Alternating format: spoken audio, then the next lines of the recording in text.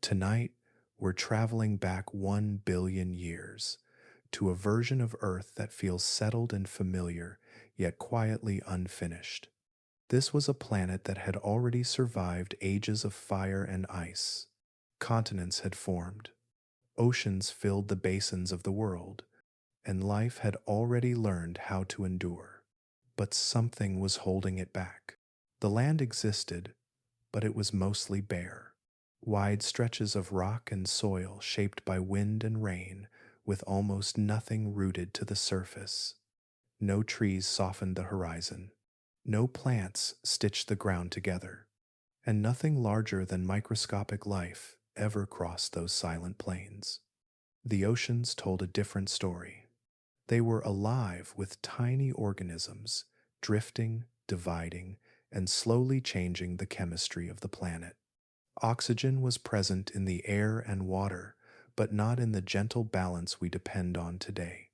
Breathing it would have been dangerous, and sunlight passed through a sky that would have looked strange to modern eyes. The sun shone more faintly than it does now. Days were shorter, and the moon hung closer in the sky, pulling more strongly on the tides. From a distance, Earth appeared calm, almost complete. Yet beneath that stillness, deep planetary systems were at work, moving continents, cycling gases, and keeping life confined to a narrow, fragile state for hundreds of millions of years. But why did life remain small and simple for so long on a planet that already had oceans, continents, and oxygen? What was missing from this world that kept complexity from taking hold? Tonight, we drift gently into this time when Earth looked complete, yet almost nothing had truly begun.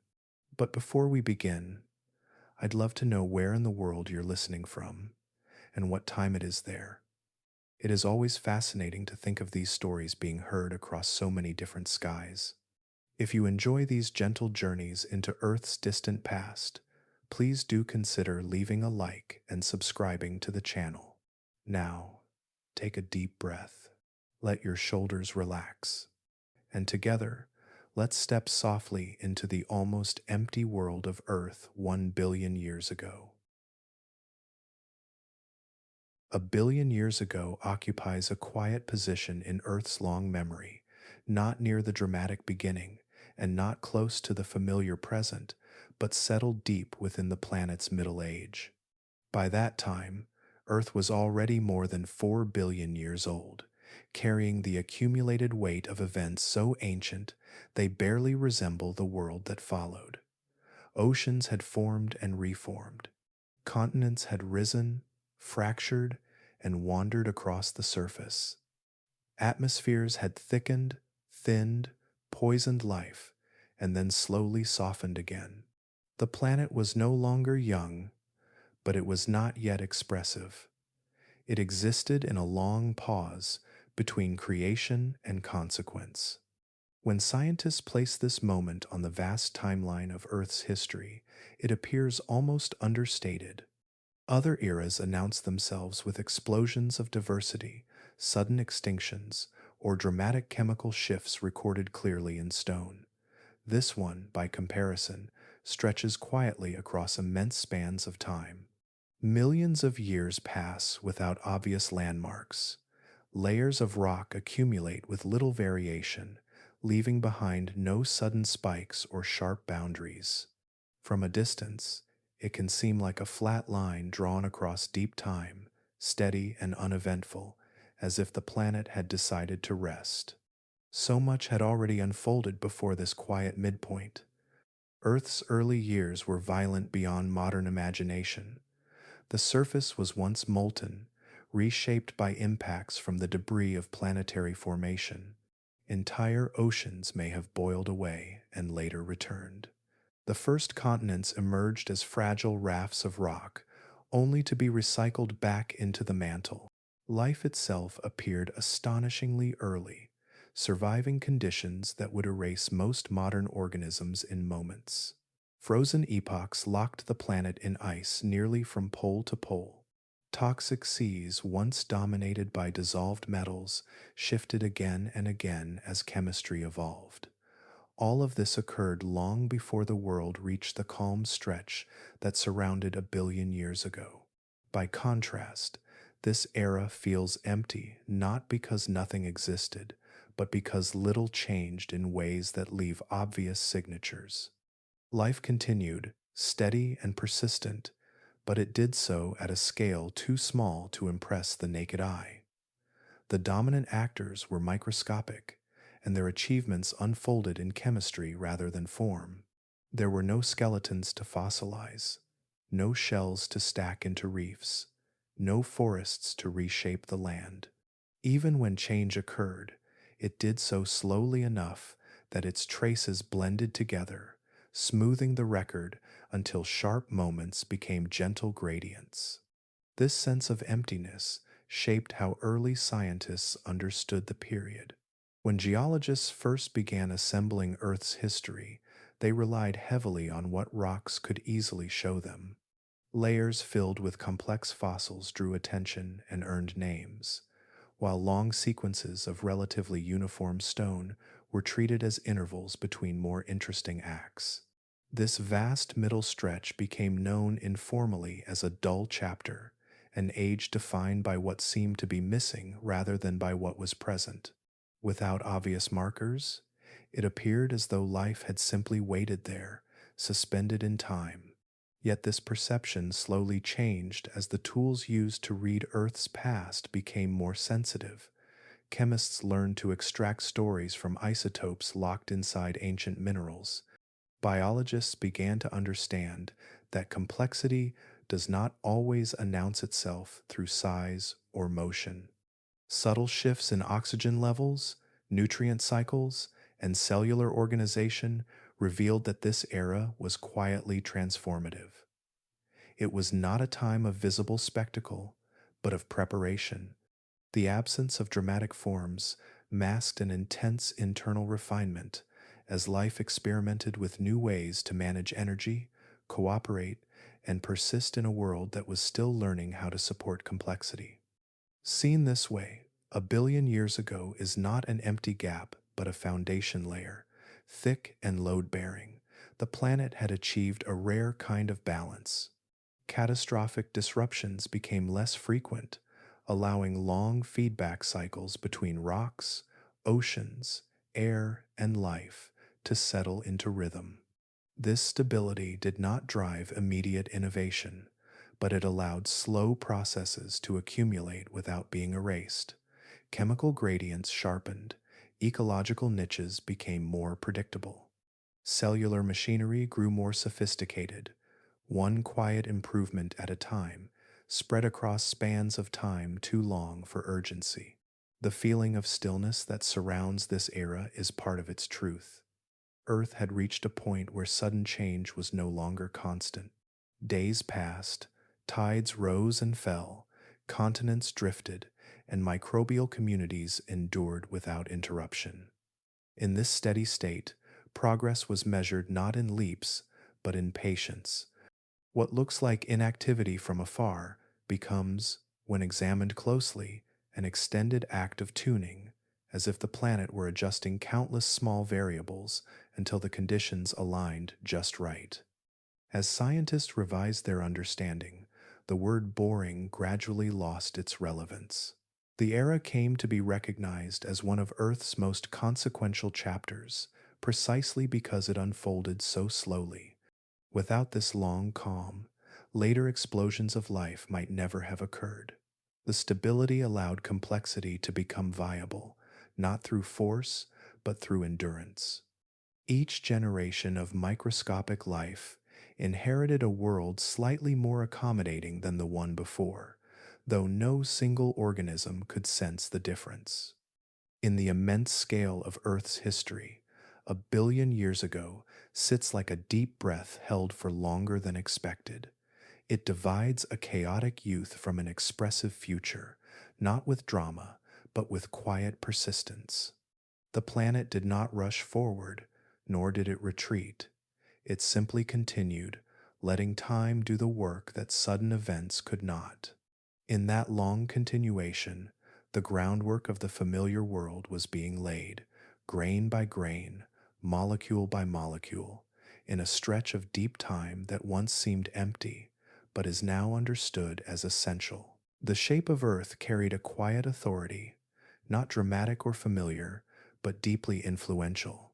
The planet's surface did not yet resemble a map that modern eyes would recognize. Continents existed, solid and real, yet their outlines felt tentative, as if still deciding what they wanted to become.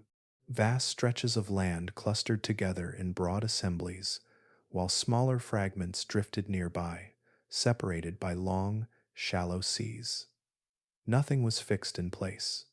Stone moved with patience, measured not in lifetimes or civilizations, but in spans of time so long they softened every sharp edge.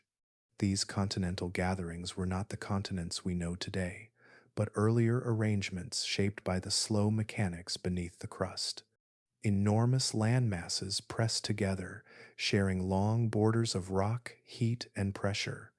Their interiors lay far from the sea, dry and exposed, while their edges met the water in extended, irregular coastlines. Around them, smaller blocks of land traveled like companions, drawn in and pushed away by forces acting deep within the planet. The motion was steady and unhurried, a choreography unfolding at the speed of patience. From above, the planet might have appeared dominated by water, but the land that did exist played an outsized role in shaping everything that followed. Coastlines traced winding paths where rock met ocean, forming broad shelves and shallow margins. These shallow regions became places where sunlight could reach the seafloor more easily, warming the water and stirring chemistry into motion. Elsewhere, steep drops led quickly into darker depths, where cold currents moved slowly, carrying dissolved minerals from one basin to another. Each bend of shoreline altered how the oceans flowed, quietly guiding the movement of heat and nutrients across the globe. Ocean circulation at this time did not behave as it does today. Without familiar continental layouts to steer currents into stable loops, water traveled in patterns shaped by the placement of land and the pull of a faster spinning earth. Currents rose along some coasts and sank along others, lifting nutrients from the depths in certain regions while leaving other waters comparatively empty. These invisible rivers within the sea connected distant places, ensuring that what happened along one shoreline could influence environments thousands of kilometers away. The arrangement of land also shaped the atmosphere above it. Broad continental interiors warmed and cooled differently than ocean-covered regions, creating subtle but persistent differences in air movement. Winds followed these contrasts, brushing across rocky plains before carrying moisture back toward the sea. Where land was clustered, climates grew more extreme. Where coastlines stretched and folded, moderation prevailed. These patterns did not create storms or seasons as we know them today, but they set the groundwork for how air and water would someday interact more dramatically. What makes this geography so important is not how it looked, but what it allowed. The placement of continents controlled erosion, determining how quickly fresh minerals washed into the sea. Rivers flowed differently across bare stone, carrying sediments straight into coastal waters instead of being slowed by soil or vegetation.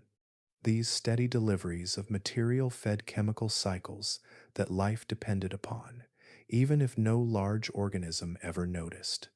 The planet's surface acted like a slow-moving machine, grinding rock into nourishment and distributing it through water and air with relentless consistency. Geography, in this era, operated as a quiet architect. It did not shape life through sudden disasters or dramatic barriers, but through gentle constraints and opportunities. Where continents blocked circulation, waters stagnated. Where coastlines opened pathways, currents refreshed entire regions.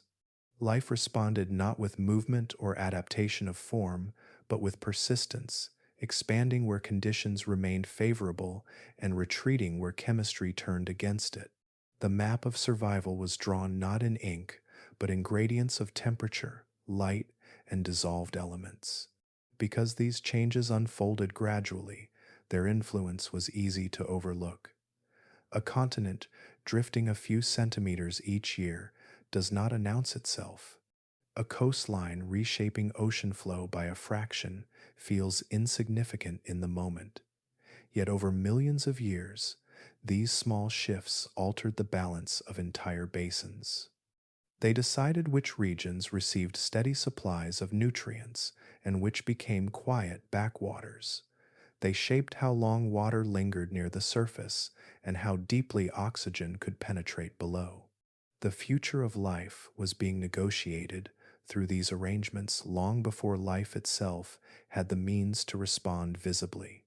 In this sense, the shape of the planet itself became a form of instruction. Land taught oceans how to move. Oceans taught atmosphere how to circulate. Together, they set the rules that life would eventually learn to follow. Nothing in this system acted quickly, and nothing acted alone. Each component leaned gently on the others, creating feedbacks that smoothed extremes and rewarded stability. The planet did not push life forward, it made room for it to endure. As continents continued their slow migrations, they carried with them the seeds of future possibilities. New coastlines formed while others vanished. Shallow seas opened and closed, basins deepened or filled. Each rearrangement subtly rewrote the conditions at the surface, altering the long-term prospects of the world above the crust. The land itself was not alive, yet it governed life with quiet certainty. A billion years ago, Earth's geography did not promise abundance or diversity. It offered something more subtle and perhaps more valuable. It offered time. Through the patient movement of continents and the steady shaping of coastlines, the planet created a stable canvas where slow processes could accumulate without being erased. The future of life rested not on dramatic landscapes, but on this calm, deliberate shaping of the world beneath it, a reminder that the most powerful forces in Earth's history often operate without spectacle, speaking instead in the language of stone and water, carried forward by time itself. Above the quiet continents and the slow-moving seas, the sky of a billion years ago stretched wide and open, carrying a familiarity that could be misleading. At first glance, it may have appeared recognizably blue, arcing from horizon to horizon in a way that would not feel entirely foreign to modern eyes. Yet this resemblance was only surface deep. The sky's color did not come from the same balance of gases that fills the air today, and its clarity carried a different meaning. What looked gentle and calm concealed a chemistry still learning how to behave. The air at this time held oxygen, but not as a stable promise. Its concentration lingered far below modern levels, drifting up and down over long stretches of time rather than settling into a reliable presence. For the microscopic life beneath it, this oxygen was a mixed blessing, sometimes useful, sometimes dangerous, depending on where and when it appeared. For a human transported into this world, each breath would feel subtly wrong. Lungs evolved for richer air would strain to draw enough usable oxygen, and the body would slowly weaken, not from sudden suffocation, but from a persistent, quiet imbalance. Alongside this thin oxygen, other gases filled the atmosphere more generously. Carbon dioxide and methane circulated in amounts that would feel unsettling today, acting as invisible blankets that trapped heat beneath the sky. These gases helped keep the planet warm under a younger, dimmer sun, preventing the oceans from freezing solid. Yet, they also altered how the air felt on the skin and in the chest. Breathing would carry a faint heaviness, not sharp or choking, but tiring over time, as if the air itself resisted being used. The sky's clarity reflected these differences. Without widespread forests, soils, or complex ecosystems on land, fewer particles drifted into the atmosphere from biological sources. Dust still rose from bare rock and dried surfaces, and volcanic plumes occasionally added haze, but the air between these events could remain startlingly clear. Sunlight traveled through this atmosphere with less interference from organic aerosols, allowing certain wavelengths to reach the surface more easily, while others were softened or scattered in unfamiliar ways. This filtering changed how the world below appeared. The sun's light, already weaker than today, arrived tinged slightly differently, lending landscapes a tone that might feel subtly muted or oddly bright depending on the angle of the sky. Shadows fell gently, without the sharp contrast produced by a thicker, oxygen rich atmosphere. The horizon could appear washed with pale light, blending sea and sky into a seamless band. Clouds still formed, drifting slowly across the open expanse, but their shapes and densities reflected a different balance of moisture and heat. High above, the upper layers of the atmosphere worked quietly, absorbing and scattering radiation in patterns shaped by their chemistry. Ozone existed only in fragile traces, not yet forming the robust shield familiar today. As a result, more energetic sunlight filtered downward, invisible but influential, touching the surface and the shallow seas with a radiation that life had learned to tolerate only in limited ways. This was another reason complexity moved carefully, favoring sheltered environments and deeper waters where the sky's harsher energies softened. For the planet itself, this sky represented a delicate negotiation. Gases released from the interior through volcanoes mingled with those produced by life, each influencing the other. Oxygen reacted quickly with exposed rock and dissolved metals, disappearing almost as fast as it formed. Greenhouse gases rose and fell with tectonic rhythms and chemical feedbacks that spanned continents and oceans. The atmosphere was not yet a stable partner to life, but an active participant, changing slowly and shaping what kinds of survival were possible. Despite these differences, the sky did not feel hostile in any dramatic way. It did not burn or roar or loom with menace. Its danger lay in subtlety. It offered light that nourished life while quietly limiting its reach. It provided warmth while demanding constant chemical balance to maintain it. To look upward was to see something calm and expansive, yet to exist beneath it required careful adaptation, carried out at microscopic scales over vast spans of time. As days passed beneath this sky, the rhythm of light and darkness guided the world's quiet cycles. Morning light spread across empty land and living seas alike, while evenings settled without song or flight to mark their arrival. Twilight lingered differently, shaped by atmospheric scattering that stretched colors gently along the horizon.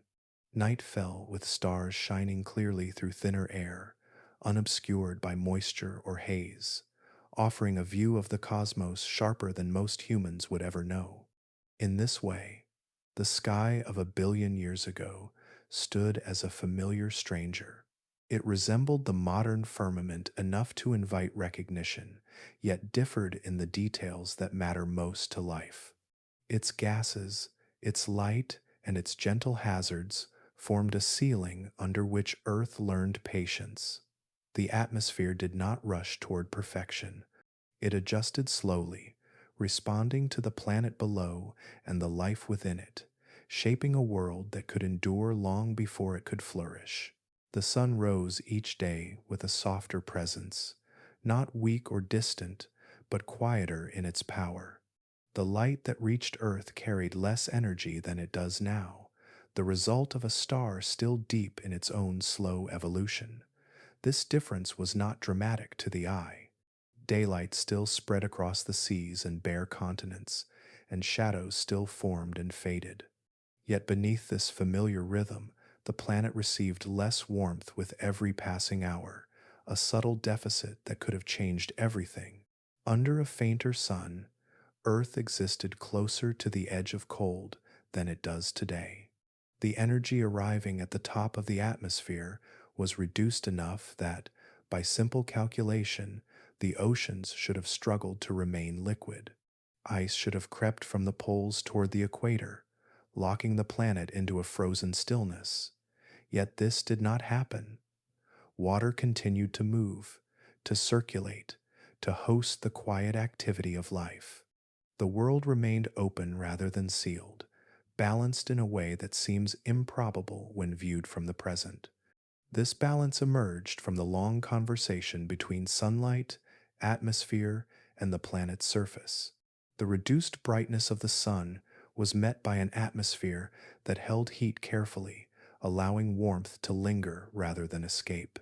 Greenhouse gases absorbed outgoing energy and returned a portion of it downward, smoothing temperature swings across the globe. This process did not create a hot world, but it prevented a frozen one.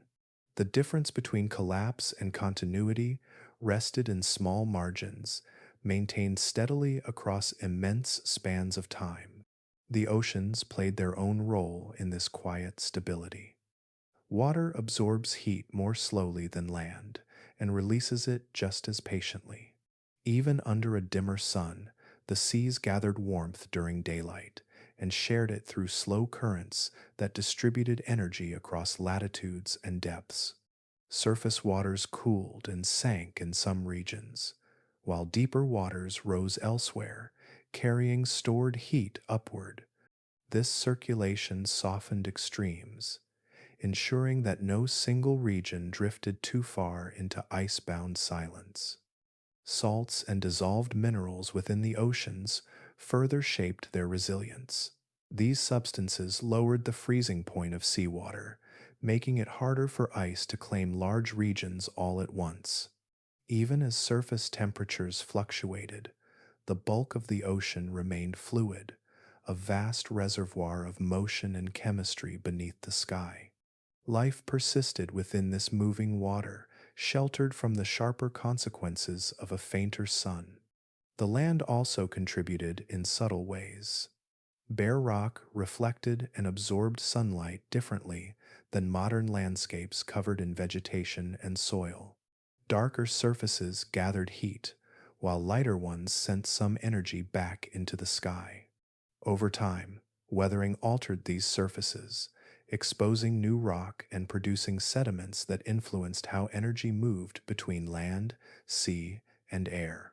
Nothing here acted quickly, yet each change nudged the balance, preventing runaway cooling or excessive warmth. What makes this period remarkable is not that Earth stayed warm, but that it stayed steady. The planet did not rely on a single mechanism to counter the dimmer sun. Instead, a network of feedbacks operated together, each moderating the others. When temperatures dipped, greenhouse gases accumulated more readily, strengthening heat retention. When warmth increased, chemical reactions and geological processes drew some of those gases back into the solid Earth, easing the effect. The system breathed slowly, expanding and contracting around an equilibrium that life could tolerate. Within this stability lay the earliest hints of Earth's long-term climate behavior. The same processes that prevented freezing under a weaker sun would later protect the planet under a stronger one. As the star gradually brightened over hundreds of millions of years, the planet responded by adjusting atmospheric composition and surface chemistry, releasing less heat back downward as incoming energy increased. This slow adaptability allowed Earth to remain habitable across changes that might have sterilized a less responsive world. For life, this meant continuity. Even without complexity or motion at large scales, living systems could rely on their environment remaining within survivable limits. There were no sudden shifts forcing rapid reinvention, no prolonged freezes erasing progress. The planet offered time instead of urgency, allowing biological processes to refine themselves quietly within stable conditions. The dimmer sun did not suppress life's potential, it set the stage for endurance. Light still penetrated the shallow seas, fueling microbial activity that depended on photons rather than heat alone. Day after day, that softer sunlight drove chemical reactions, building energy slowly and consistently. The balance between incoming light and retained warmth allowed these processes to continue uninterrupted, forming a steady background hum rather than a dramatic pulse. As the sun traced its daily arc across the sky, the world beneath it responded with calm persistence. Temperature differences between day and night remained gentle. Seasonal extremes were softened. The planet did not rush toward ice or blaze toward heat. It hovered within a narrow range that seems almost intentional in hindsight, though it arose from simple physical rules applied patiently. A billion years ago, Earth's ability to remain liquid under a dimmer sun revealed something profound about the nature of its stability. Habitability was not the result of perfect conditions, but of adaptable ones. The planet did not require the sun to shine at today's strength to sustain its oceans and its life. It required balance, maintained slowly and quietly, through interactions that unfolded beneath notice, yet shaped everything above. Time itself moved to a slightly different rhythm, not faster in the way of urgency or haste, but quicker in its turning. The planet rotated more swiftly beneath the sky, carrying daylight and darkness across its surface in shorter cycles than those familiar today. A full day passed in less than 24 hours, though no life on land marked the change, and no clocks existed to notice the difference. The passage of time was felt only through repetition, through the steady return of light and shadow, arriving just a little sooner each round. This quicker rhythm came from a relationship still unfolding between Earth and its moon. The moon orbited closer than it does now, appearing larger and more dominant in the sky.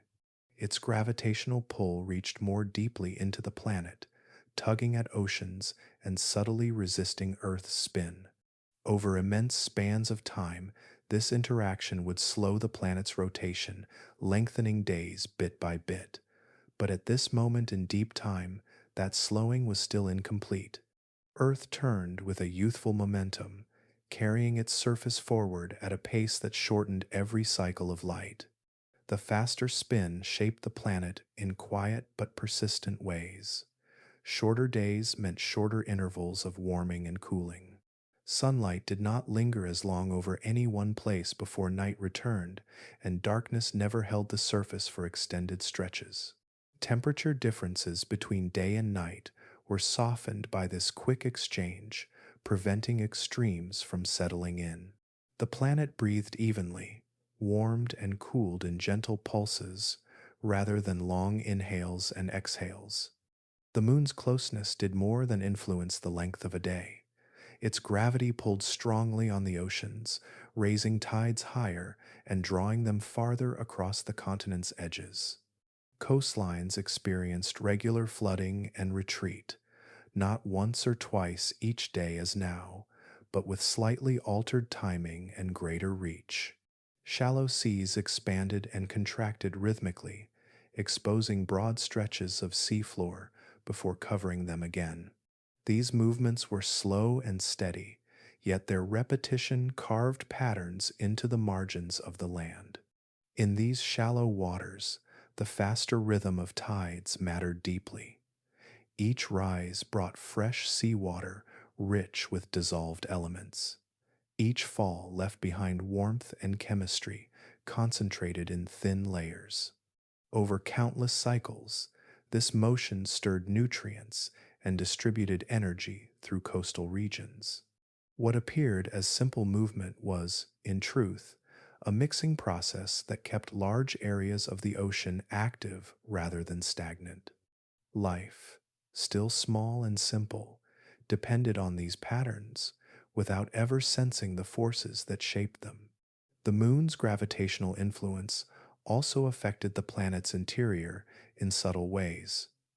Tidal forces flexed Earth's crust and mantle, adding small amounts of heat and motion to systems already driven by internal energy.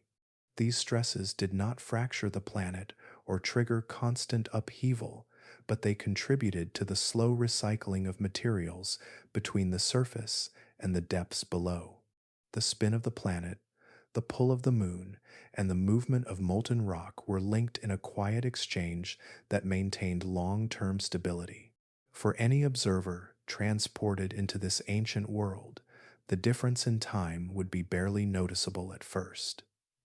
Dawn would come a little sooner than expected. Evenings would arrive before the memory of afternoon had fully faded.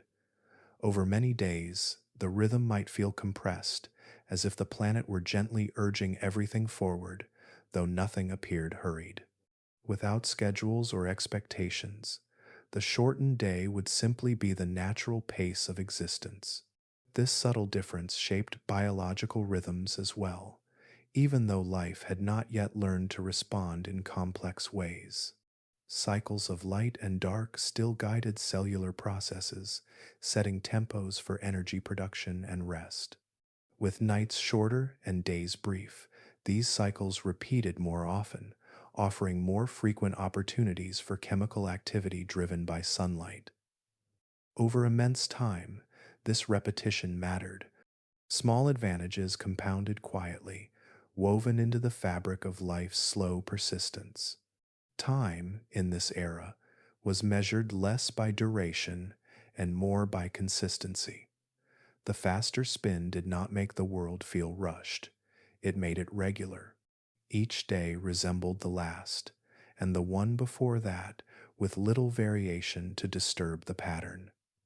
This constancy created a dependable backdrop against which long processes could unfold. Evolution did not need long days, it needed reliable ones. As the moon continued its gradual retreat, imperceptible year by year, the planet's rotation would begin its long deceleration.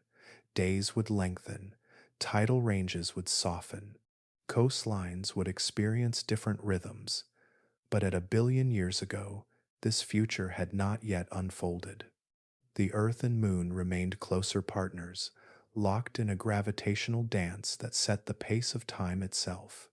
In this faster rhythm, the world found balance.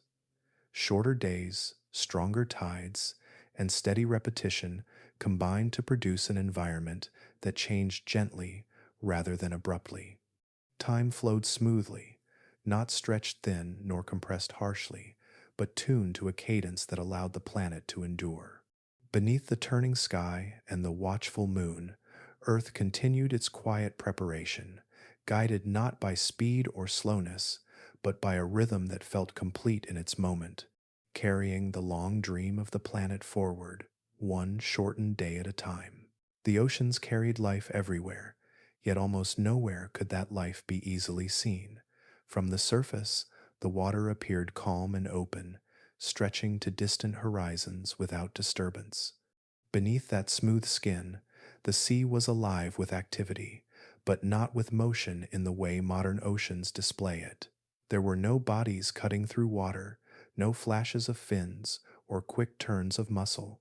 Life existed mostly as presence rather than action, spread thinly but persistently through every layer of the sea. These oceans were ruled by organisms too small to command attention.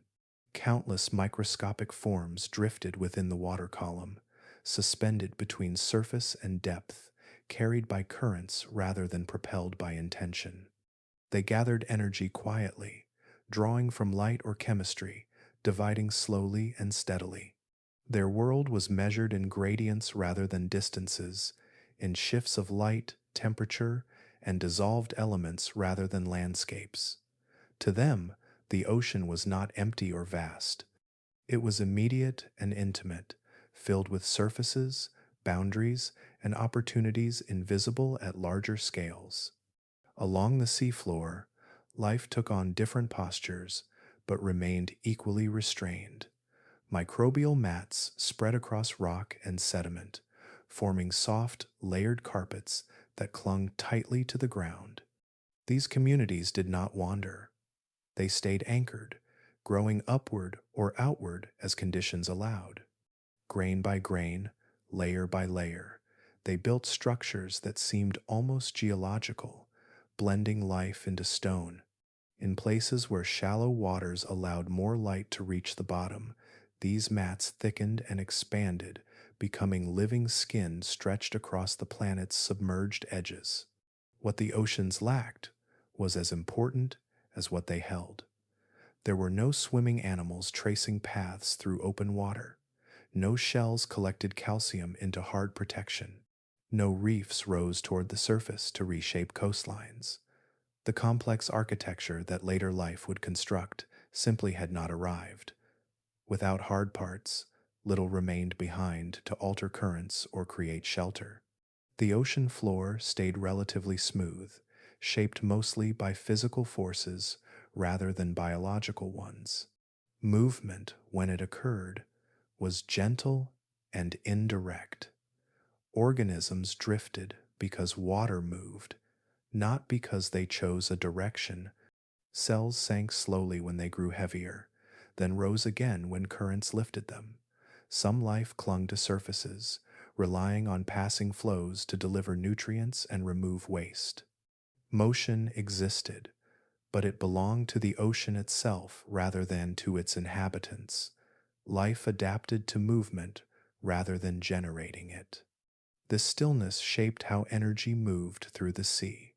Without predators chasing prey, food webs were simple and efficient. Energy passed from microscopic producers to consumers through slow exchanges, with little loss to pursuit or escape. Nothing needed speed. Nothing benefited from strength.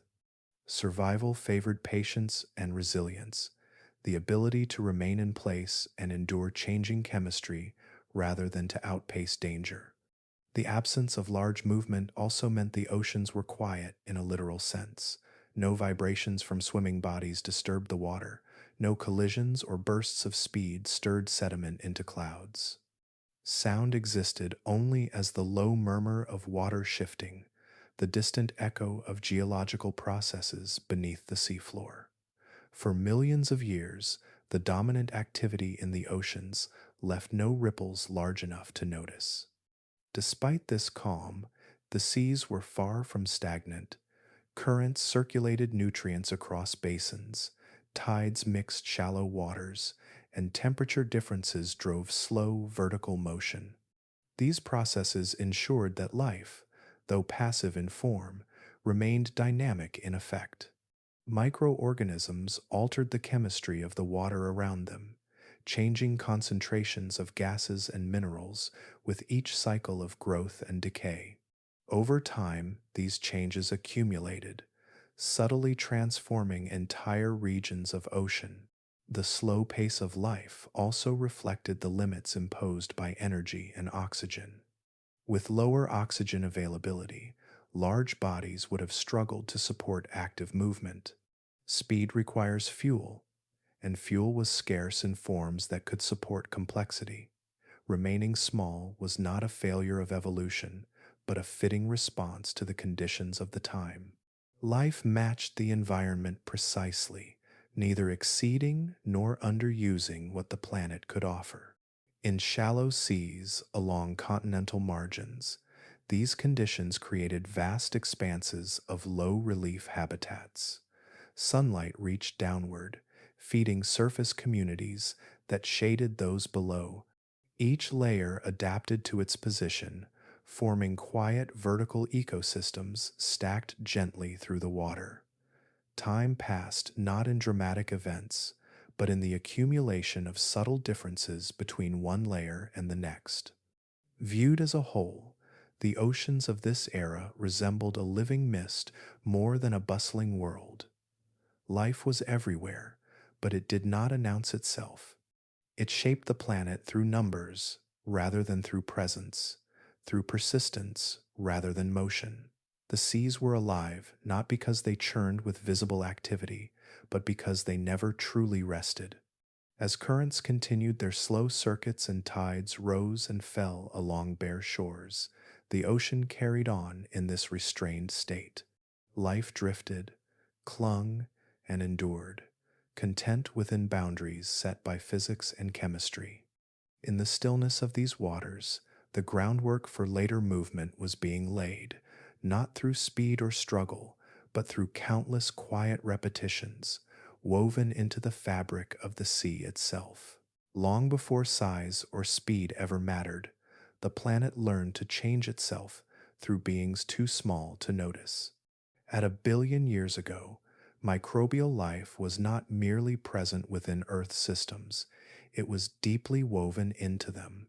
These organisms did not move mountains or reshape coastlines through force, yet their influence extended everywhere. Water, rock, and air met. The world was being built quietly, layer by layer, by lives measured in micrometers rather than meters. Among the most influential of these quiet architects were cyanobacteria, though they did not stand alone. Alongside them lived vast communities of bacteria and archaea, each adapted to narrow conditions of light, chemistry, and temperature. Together, they formed living networks that stretched across shallow seas, drifted through open water, and settled onto sediments wherever the environment allowed. Their presence was subtle, but their work was relentless. Cyanobacteria gathered sunlight and transformed it into chemical energy with a patience unmatched by any later life form. As they did so, they released oxygen as a byproduct, not as a goal or intention, but simply as the consequence of their metabolism.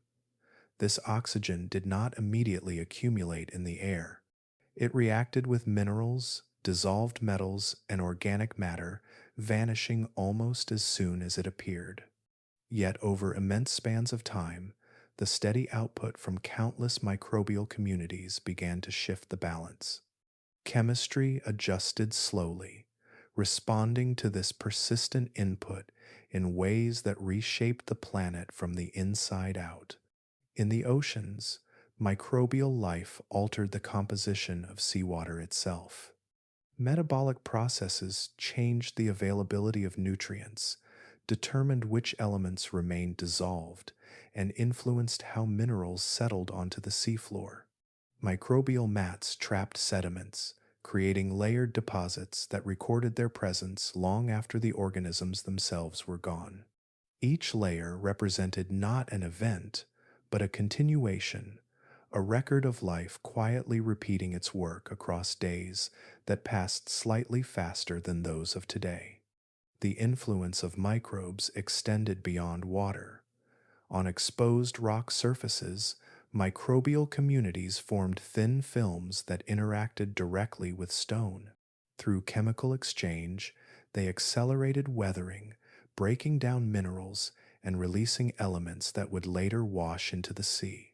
This process helped regulate atmospheric gases indirectly, tying life, rock, and air into a single system. The planet responded not to individuals, but to accumulations, to the sum of small actions carried out consistently over time. What made these organisms so powerful was not complexity of form, but efficiency of function. They required little energy, thrived in conditions that would exclude larger bodies, and reproduced with steady reliability.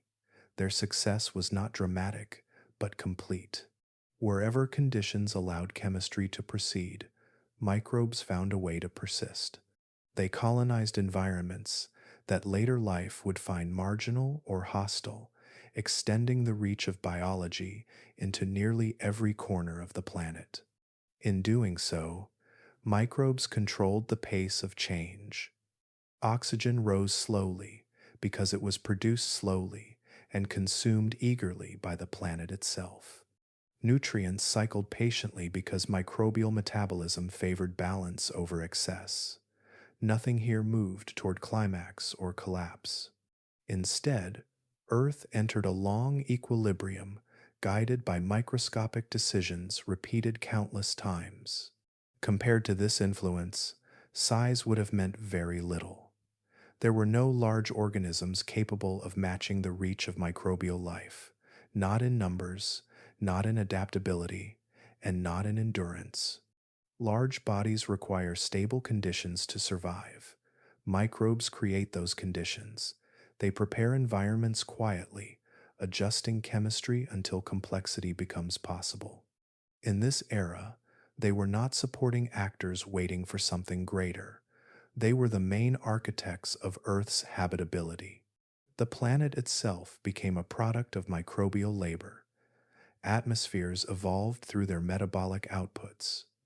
Oceans carried signatures of their activity in dissolved gases and minerals. Even the rocks preserved traces of their presence through chemical patterns locked into crystal structures. Earth was no longer shaped solely by internal heat and orbital mechanics. It was being guided by life, even though that life remained unseen. Time amplified this influence. With no predators to disrupt them and no sudden catastrophes to erase progress, microbial communities endured across millions of years. Small advantages accumulated slowly. New metabolic pathways emerged, refined by survival rather than competition. Cooperation developed not through strategy, but through proximity and persistence. Cells learned to coexist, to share byproducts, and to exploit gradients created by others. The groundwork of later complexity formed within these invisible interactions. From the surface, the planet might have seemed unchanged, oceans calm, continents bare, skies steady. Yet beneath that stillness, Earth was being rebuilt chemically. The slow accumulation of oxygen, the gradual stabilization of nutrient cycles, and the subtle moderation of climate, all traced back to microbial processes. These organisms did not adapt to the planet so much as the planet adapted to them. In this way, Earth became a world built from the bottom up, not by grand designs or dramatic leaps, but by countless repetitions of simple actions carried out faithfully over time. Microbes did not hurry the future, they made it possible. Their legacy lay not in fossils shaped like bodies, but in the conditions that allowed bodies to someday exist. At 1 billion years ago, microbial life did not appear primitive or unfinished. It was complete in its role. It had found a way to shape an entire planet without ever needing to be seen, guiding Earth forward through patience rather than force.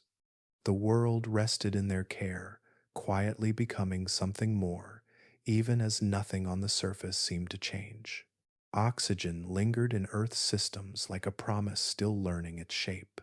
It existed, undeniably, woven through water and air in small and shifting amounts, yet it had not settled into a reliable role. Its presence was uneven, rising and fading across regions and eras, shaped by chemistry rather than intention. This gas, so central to later life, behaved less like a foundation and more like an experiment, appearing where conditions allowed and disappearing just as easily when the planet absorbed it back. At this stage in Earth's story, oxygen was not yet a steady companion. It formed through the quiet work of microscopic life and entered environments that were not prepared to hold it.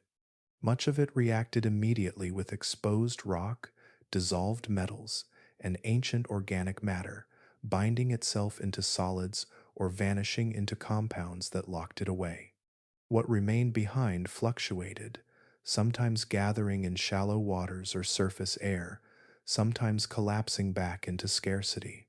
The planet had not yet learned how to keep oxygen available. In this instability lay a deeper challenge. Oxygen is a powerful molecule, eager to react, quick to release energy.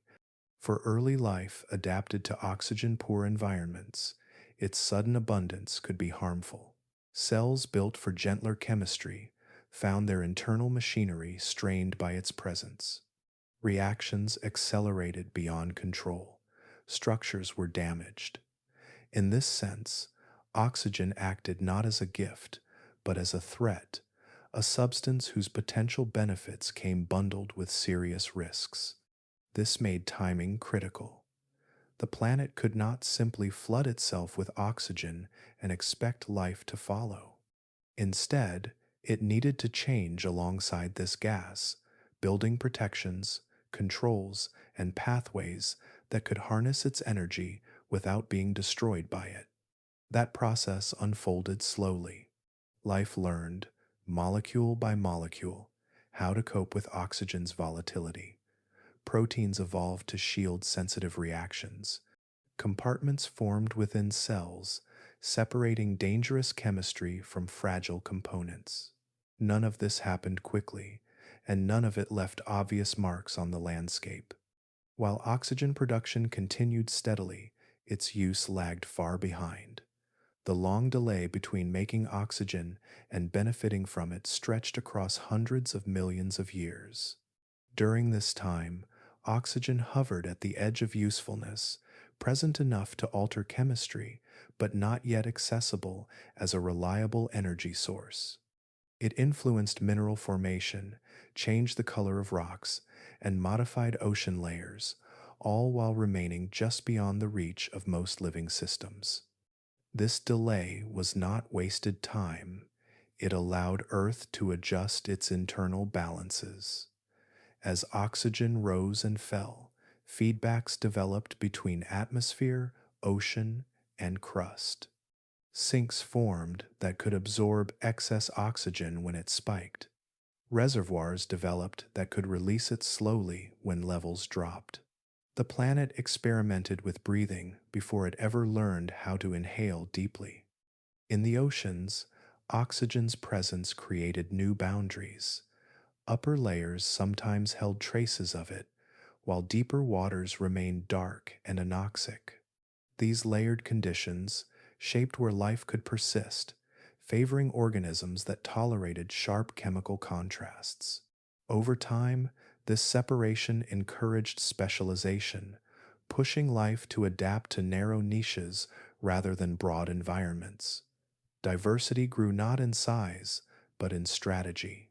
On land, oxygen's influence remained faint. Bare rock surfaces absorbed it eagerly, reacting with iron and other elements exposed by weathering. Each reaction locked oxygen away, slowing its accumulation in the air. This process acted as a stabilizer, preventing runaway change. It kept the atmosphere from shifting too quickly, even as biological production continued in the background. Seen together, these processes make oxygen's story one of patience. The gas that would one day fuel complex movement and large bodies first spent ages reshaping Earth at a molecular level. It altered chemistry long before it transformed biology. The planet learned how to tolerate it before life learned how to depend on it. This gradual adjustment resembles the slow training of a system not yet ready for full expression. Earth did not reject oxygen, but it did not embrace it either. It allowed it in cautiously, testing its effects through countless small interactions. Life responded in kind, evolving defenses and controls that would one day make oxygen a partner rather than a hazard. Throughout this period, the atmosphere remained a place of quiet learning. Oxygen drifted through it without dominance, sharing space with other gases that moderated its influence. Sunlight interacted with these mixtures differently than it would later, creating an environment where oxygen's presence mattered but never overwhelmed the whole. By 1 billion years ago, the foundation for change was present, though incomplete. Oxygen existed, life produced it, the planet processed it. Yet the final step, The widespread use of oxygen to unlock new levels of energy and complexity remained out of reach. Earth was still practicing, still refining the balance between danger and opportunity. In this way, the world resembled a body learning a new breath. The muscles existed, the lungs had formed in principle, though not in form. The air was there, but each inhale remained shallow. With every cycle, adjustments were made, preparing for a deeper exchange that would come only when the planet and its life were ready together. The oceans did not wear the same shades that feel familiar today. From a distance, the surface still stretched wide and reflective, moving gently beneath the sky, yet its colors carried subtle differences that reshaped how the planet appeared. The water could seem darker in some regions, absorbing light rather than scattering it, while elsewhere it took on a greenish cast, soft and muted, shaped by chemistry rather than by forests or reefs. These colors were not decorations. They were signals, quiet reflections of what the oceans held within them. Dissolved iron, lingering in greater abundance than in later eras, absorbed and filtered light as it drifted through the water. Other elements, suspended invisibly or bound within microscopic life, shifted how wavelengths traveled downward. Where modern seas often appear blue due to the scattering of light in clean, oxygen-rich water, these ancient oceans bent and swallowed light in different proportions. In many places, the green tones arose not from plants as we think of them today, but from dense communities of microscopic organisms near the surface.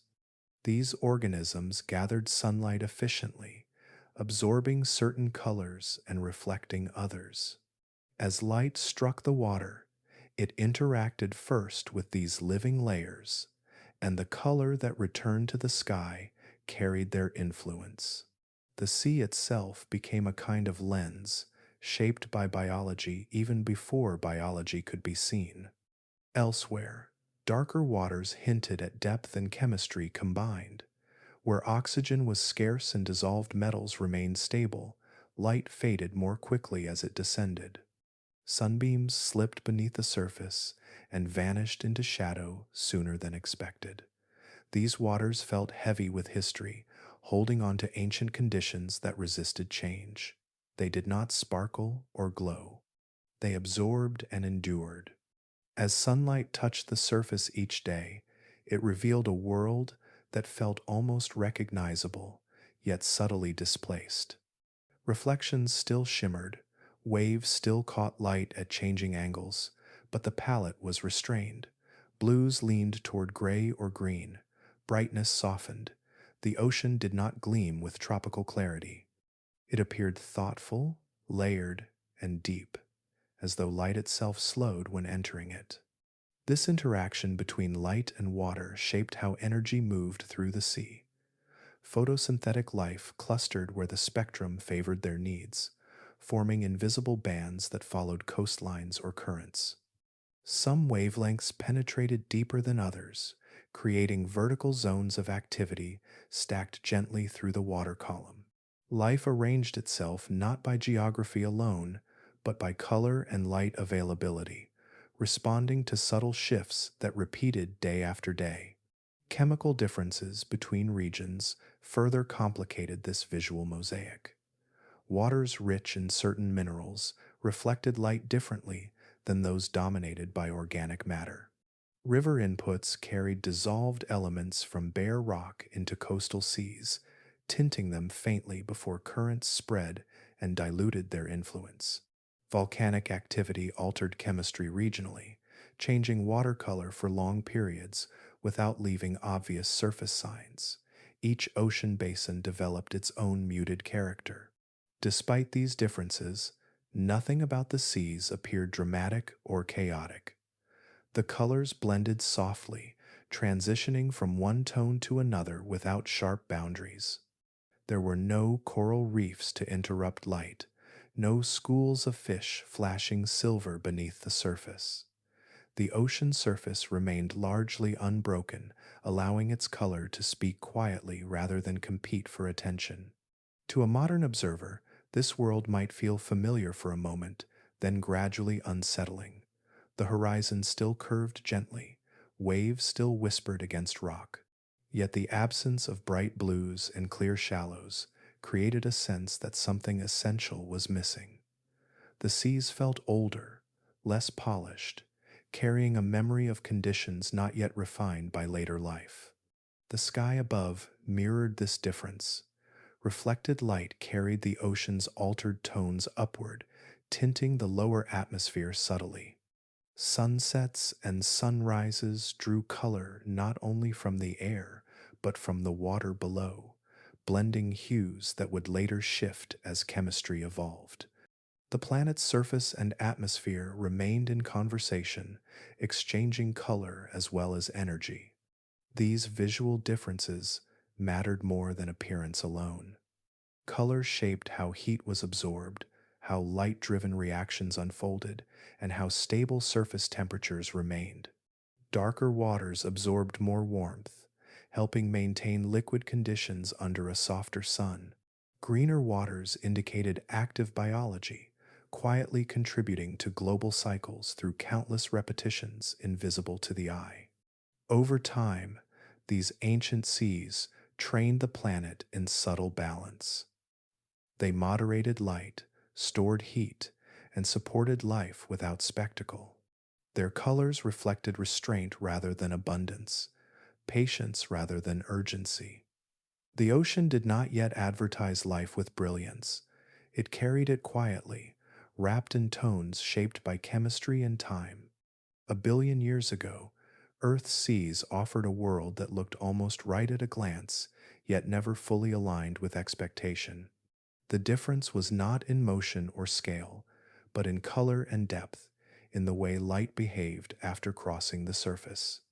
It was a world that felt gently unfamiliar, reminding the planet, and anything that might observe it, that familiarity itself was still forming, slowly and deliberately, within the patient waters of the ancient sea. The continents stood in stark contrast to the living seas that surrounded them. From afar, land appeared solid and enduring, rising above the water with quiet confidence. Yet up close, these surfaces felt profoundly empty. They did not carry the layered textures of forests or the softness of grass. They offered no shelter, no movement, no visible sign that life had found a way to settle there. The continents existed, but they did so in near solitude. The land was almost entirely lifeless, not because life had failed to reach it, but because conditions refused to welcome it. There were no plants anchoring themselves into the ground, no roots spreading beneath the surface, no leaves intercepting sunlight. Without vegetation, the land lacked color and complexity. It stretched outward as exposed rock, broken into plains, ridges, and slopes, shaped only by physical forces acting over immense spans of time. Soil, as it is known today, did not yet exist. Soil requires life to create it, the steady breakdown of rock by roots, microbes, and organic decay. In this era, rock weathered without assistance. Wind scraped across surfaces unchecked, lifting fine particles and carrying them away. Rain fell directly onto stone, pooling briefly before racing downslope, unimpeded by absorbent ground. Each storm stripped a little more from the surface, moving fragments toward the sea where they would settle as sediment. These processes gave the continents a raw appearance. Sharp edges softened slowly, not through biological activity, but through repetition. Heat expanded rock during the day and contracted it at night, encouraging fractures. Cold nights allowed moisture to wedge into cracks, widening them grain by grain. Over time, entire landscapes shifted subtly, not reshaped by growth, but worn down by persistence. Without plants to slow erosion, Land changed more quickly than it would later, yet it never became gentler. Rivers behaved differently, carving shallow, wandering channels that shifted easily after heavy rain. Floods spread thin sheets of water across bare stone rather than being guided by rooted banks. The result was a surface constantly in motion, yet offering no stability for life attempting to gain a foothold. For microorganisms, land presented challenges far greater than those found in the oceans. Exposure to direct sunlight carried harsher radiation. Temperatures swung more dramatically without water to buffer them. Moisture vanished quickly after rainfall, leaving little time for metabolism before desiccation returned. Nutrients were sparse and easily washed away. Even where microbes briefly colonized damp surfaces, survival demanded constant adaptation. The absence of oxygen-rich air layers and protective ozone added to the difficulty. Ultraviolet radiation reached the surface more freely, breaking down organic molecules before they could accumulate. In water, even shallow depths provided some shielding. On land, there was nowhere to hide. Life that ventured too far from the sea risked being erased by conditions that changed too quickly and too harshly for fragile systems to endure. This hostility did not mean the land was unimportant. On the contrary, its emptiness shaped the planet profoundly. Weathering of exposed rock regulated atmospheric gases, drawing carbon dioxide out of the air and locking it into minerals. This process helped moderate climate over long spans, linking the fate of the atmosphere to the slow breakdown of continents. Even without life upon it, land acted as an active participant in Earth's balance. Sediments produced by erosion flowed steadily into the oceans, feeding coastal environments with fresh minerals. These inputs supported life indirectly, nourishing microbial communities that thrived where land and sea met. In this way, the barren continents still contributed to Earth's living systems, though they did so quietly and at a distance. The emptiness of land also preserved simplicity. With no ecosystems to disrupt them, physical forces operated without interference. Mountains rose and fell through tectonic motion and erosion alone. Plains spread where rock composition allowed. Coastlines shifted with sea level and sediment supply rather than biological construction. The land followed rules older than life, governed by gravity, chemistry, and time. From the perspective of deep time, this long delay in land colonization was not a failure, it was a necessary pause. Life had not yet assembled the tools needed to survive beyond water's protection. It lacked structures to retain moisture, methods to shield against radiation, and systems to extract nutrients from solid rock efficiently. Each of these would require slow innovation, built upon foundations that were still forming elsewhere. As a result, the continents waited. They absorbed sunlight, rain, and wind without protest. They eroded, fractured, and reformed in cycles that paid no attention to biology. Their silence was not emptiness alone, but potential held in reserve, shaped carefully by forces that would later make life possible.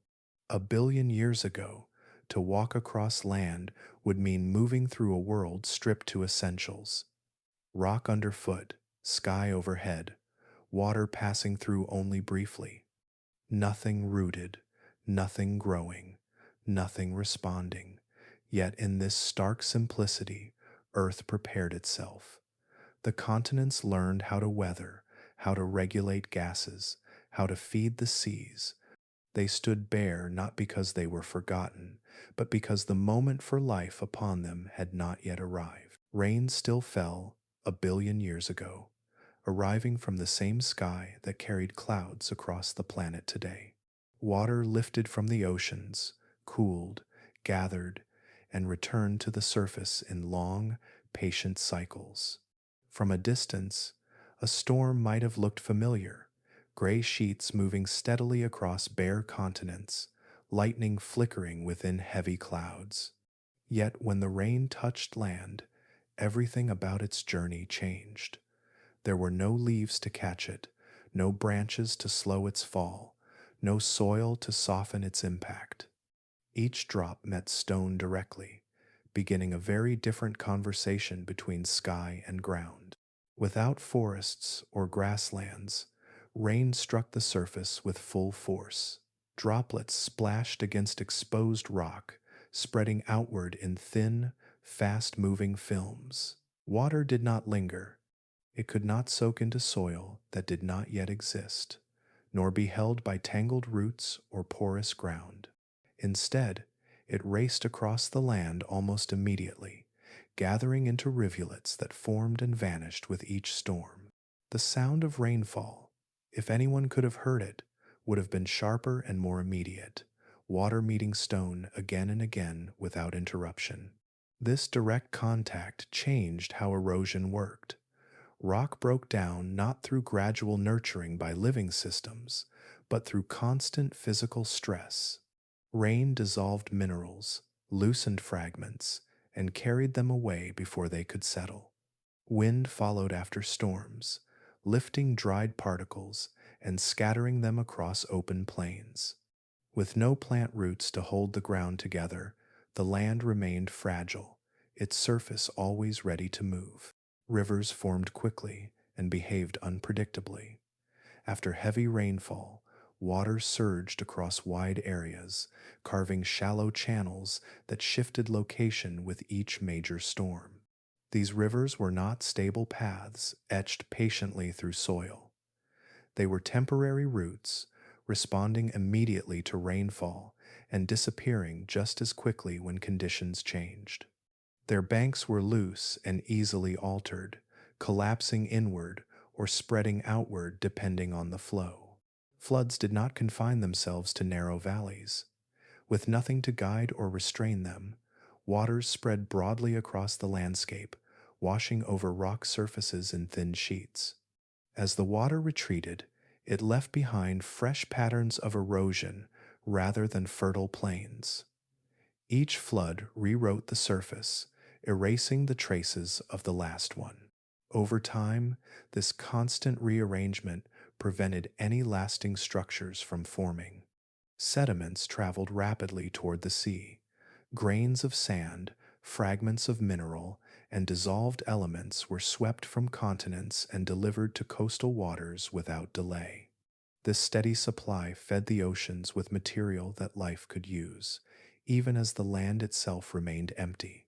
The continents served as sources rather than habitats, their contribution made through loss rather than growth. Because erosion moved so efficiently, landscapes changed more quickly than they would in later ages. Hills lowered, slopes softened, and rocky surfaces exposed fresh layers again and again.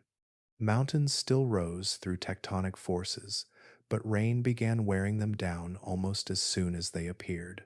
The balance between uplift and erosion leaned toward leveling, smoothing sharp features over millions of years.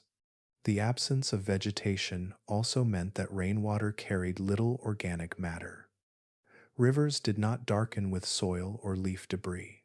Their waters remained clear, sometimes tinged only by dissolved minerals drawn from stone.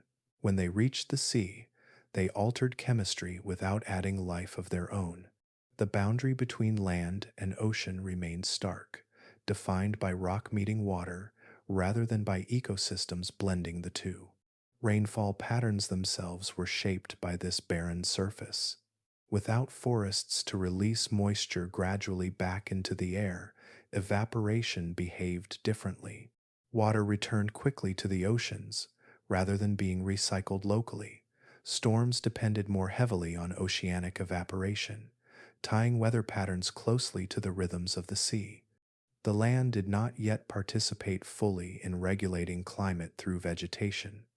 It responded rather than contributed. In this way, rain became one of the primary sculptors of the planet's surface.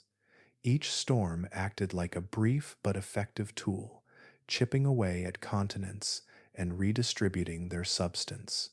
Over immense spans of time, this process shaped coastlines, filled basins, and influenced ocean chemistry.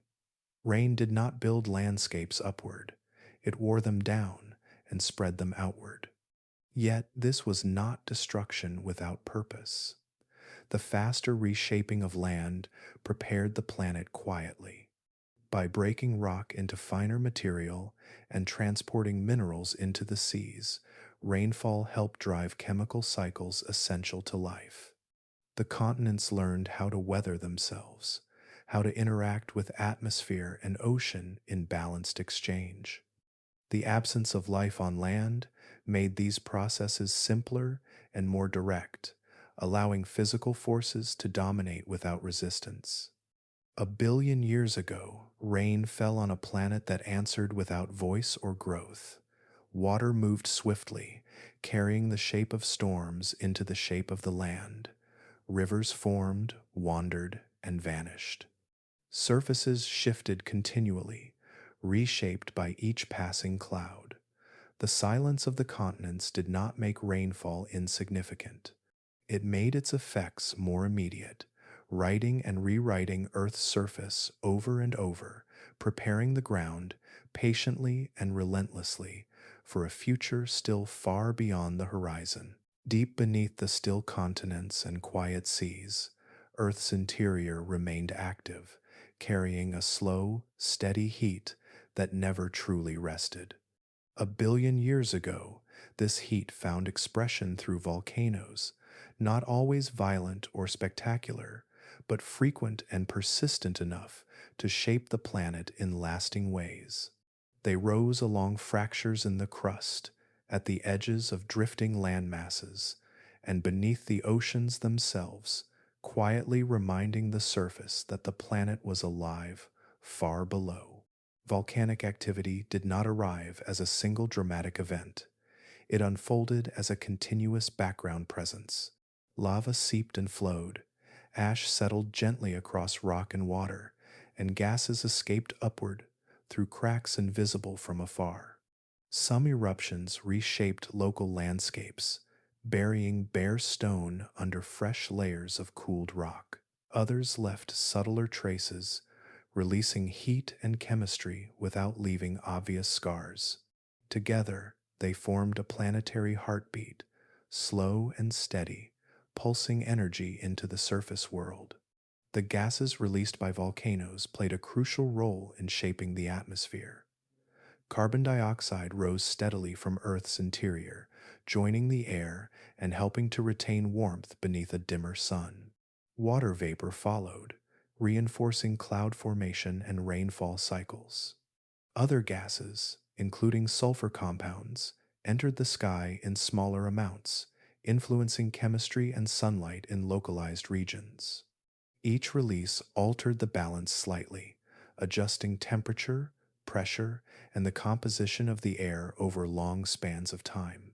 These volcanic gases did not remain confined to the atmosphere. Many dissolved directly into the oceans, where they reacted with seawater and minerals already present. Carbon dioxide formed weak acids that influenced ocean chemistry, affecting how elements dissolved or settled out. Sulfur compounds altered the availability of nutrients, shaping which microbial communities thrived near vents and along continental margins.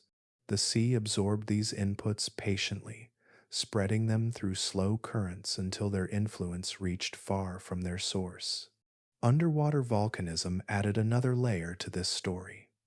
Along mid-ocean ridges and volcanic arcs beneath the waves, heated water circulated through newly formed rock, emerging laden with minerals and heat. These hydrothermal systems created pockets of chemical richness on the seafloor, places where life could persist even without sunlight. Warm fluids met cold seawater and precipitated minerals into towering chimneys, structures built not by organisms, but quickly inhabited by them. In these environments, volcanic heat offered stability. while surface conditions shifted with tides, storms, and changing chemistry. The warmth from below remained consistent. Microbial life found refuge in these gradients of heat and minerals, drawing energy from reactions fueled by Earth's internal processes. Life did not merely survive near volcanoes. In many places, it depended on them. Yet volcanoes were not gentle in every effect. Lava flows erased existing habitats, covering microbial mats and reshaping coastlines. Ash clouds dimmed sunlight temporarily, altering surface conditions in nearby regions.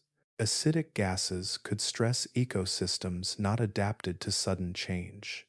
In this way, volcanoes acted as destroyers as well as creators, clearing space even as they supplied the materials needed to build again. This dual role was not contradictory.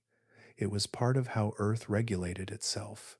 Destruction removed stagnation, creation restored balance. Over time, the planet learned to integrate these disruptions into its broader stability. Eruptions added gases that warmed the world, while weathering and ocean absorption gradually countered that warming. Heat rose from within, while the surface released it back into space. The system remained dynamic, never settling completely, yet never tipping too far in one direction. Life's dependence on Earth's internal heat extended beyond obvious volcanic zones. Tectonic movement driven by mantle convection shaped continents and ocean basins, influencing circulation, climate, and the distribution of habitats.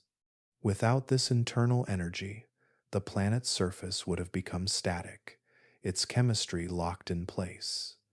Change would have slowed until life had little room to adapt or expand. Volcanoes also renewed the surface chemically.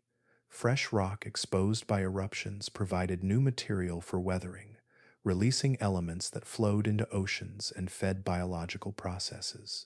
Over time, this replenishment prevented depletion, ensuring that essential ingredients for life remained available. The planet recycled itself through fire and stone, feeding the sea and air through pathways that began far beneath the crust. 1 billion years ago, this internal heat offered continuity. While external conditions shifted gradually, the planet's core remained a reliable source of energy. Volcanoes served as conduits, connecting deep time to surface life. Through them, Earth maintained an active dialogue between its interior and exterior, one that allowed the surface world to remain chemically and physically alive. Seen from above, the planet might have appeared calm and silent, its oceans smooth and its continents bare. Yet below that stillness, heat moved, rock flowed, and gases gathered strength before their slow release. Life responded not with alarm, but with adaptation, finding opportunity in warmth, minerals, and change. In this era, volcanoes did not announce themselves as villains or heroes.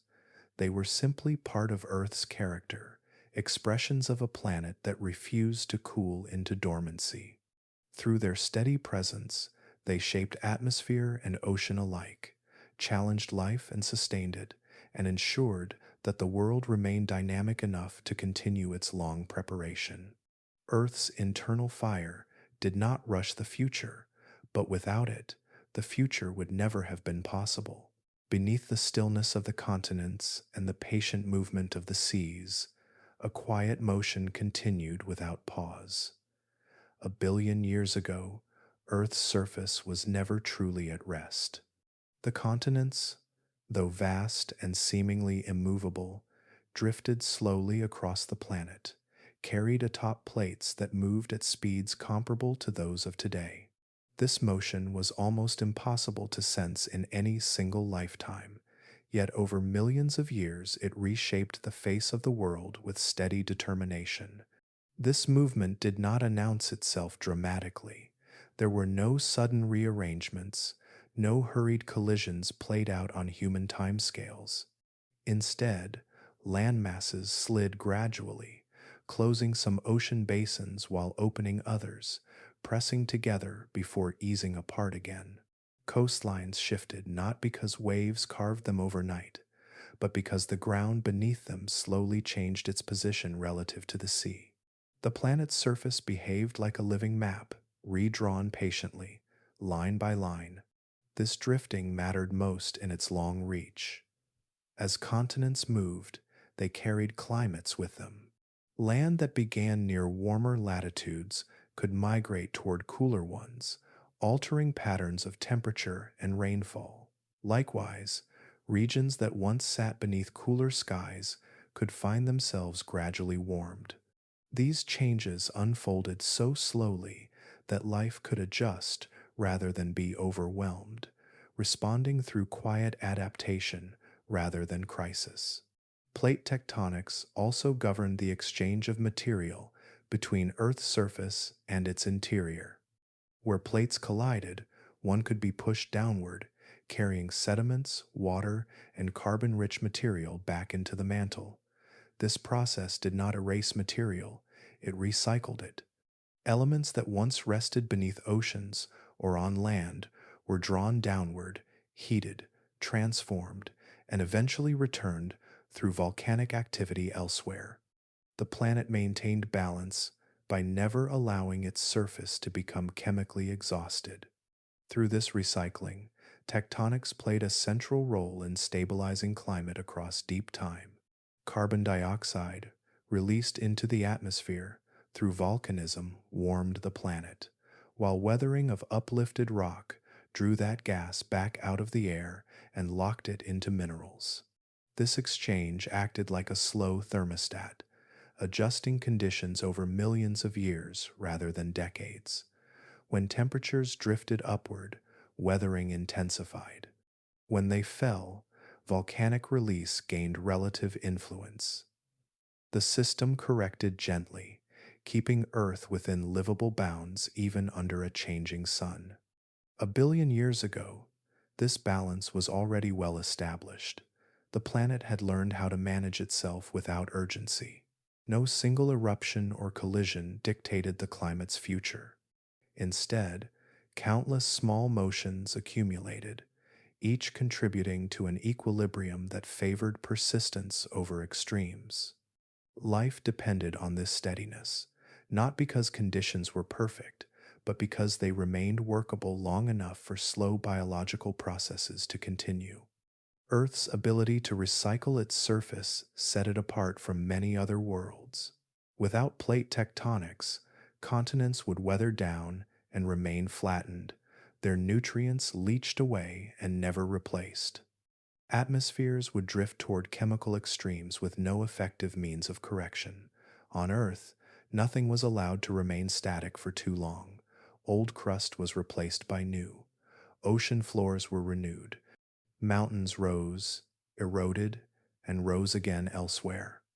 The planet refreshed itself continuously, even as it appeared unchanged on the surface. This quiet engine beneath everything influenced every environment discussed so far. It shaped the placement of oceans, guided currents, and influenced rainfall.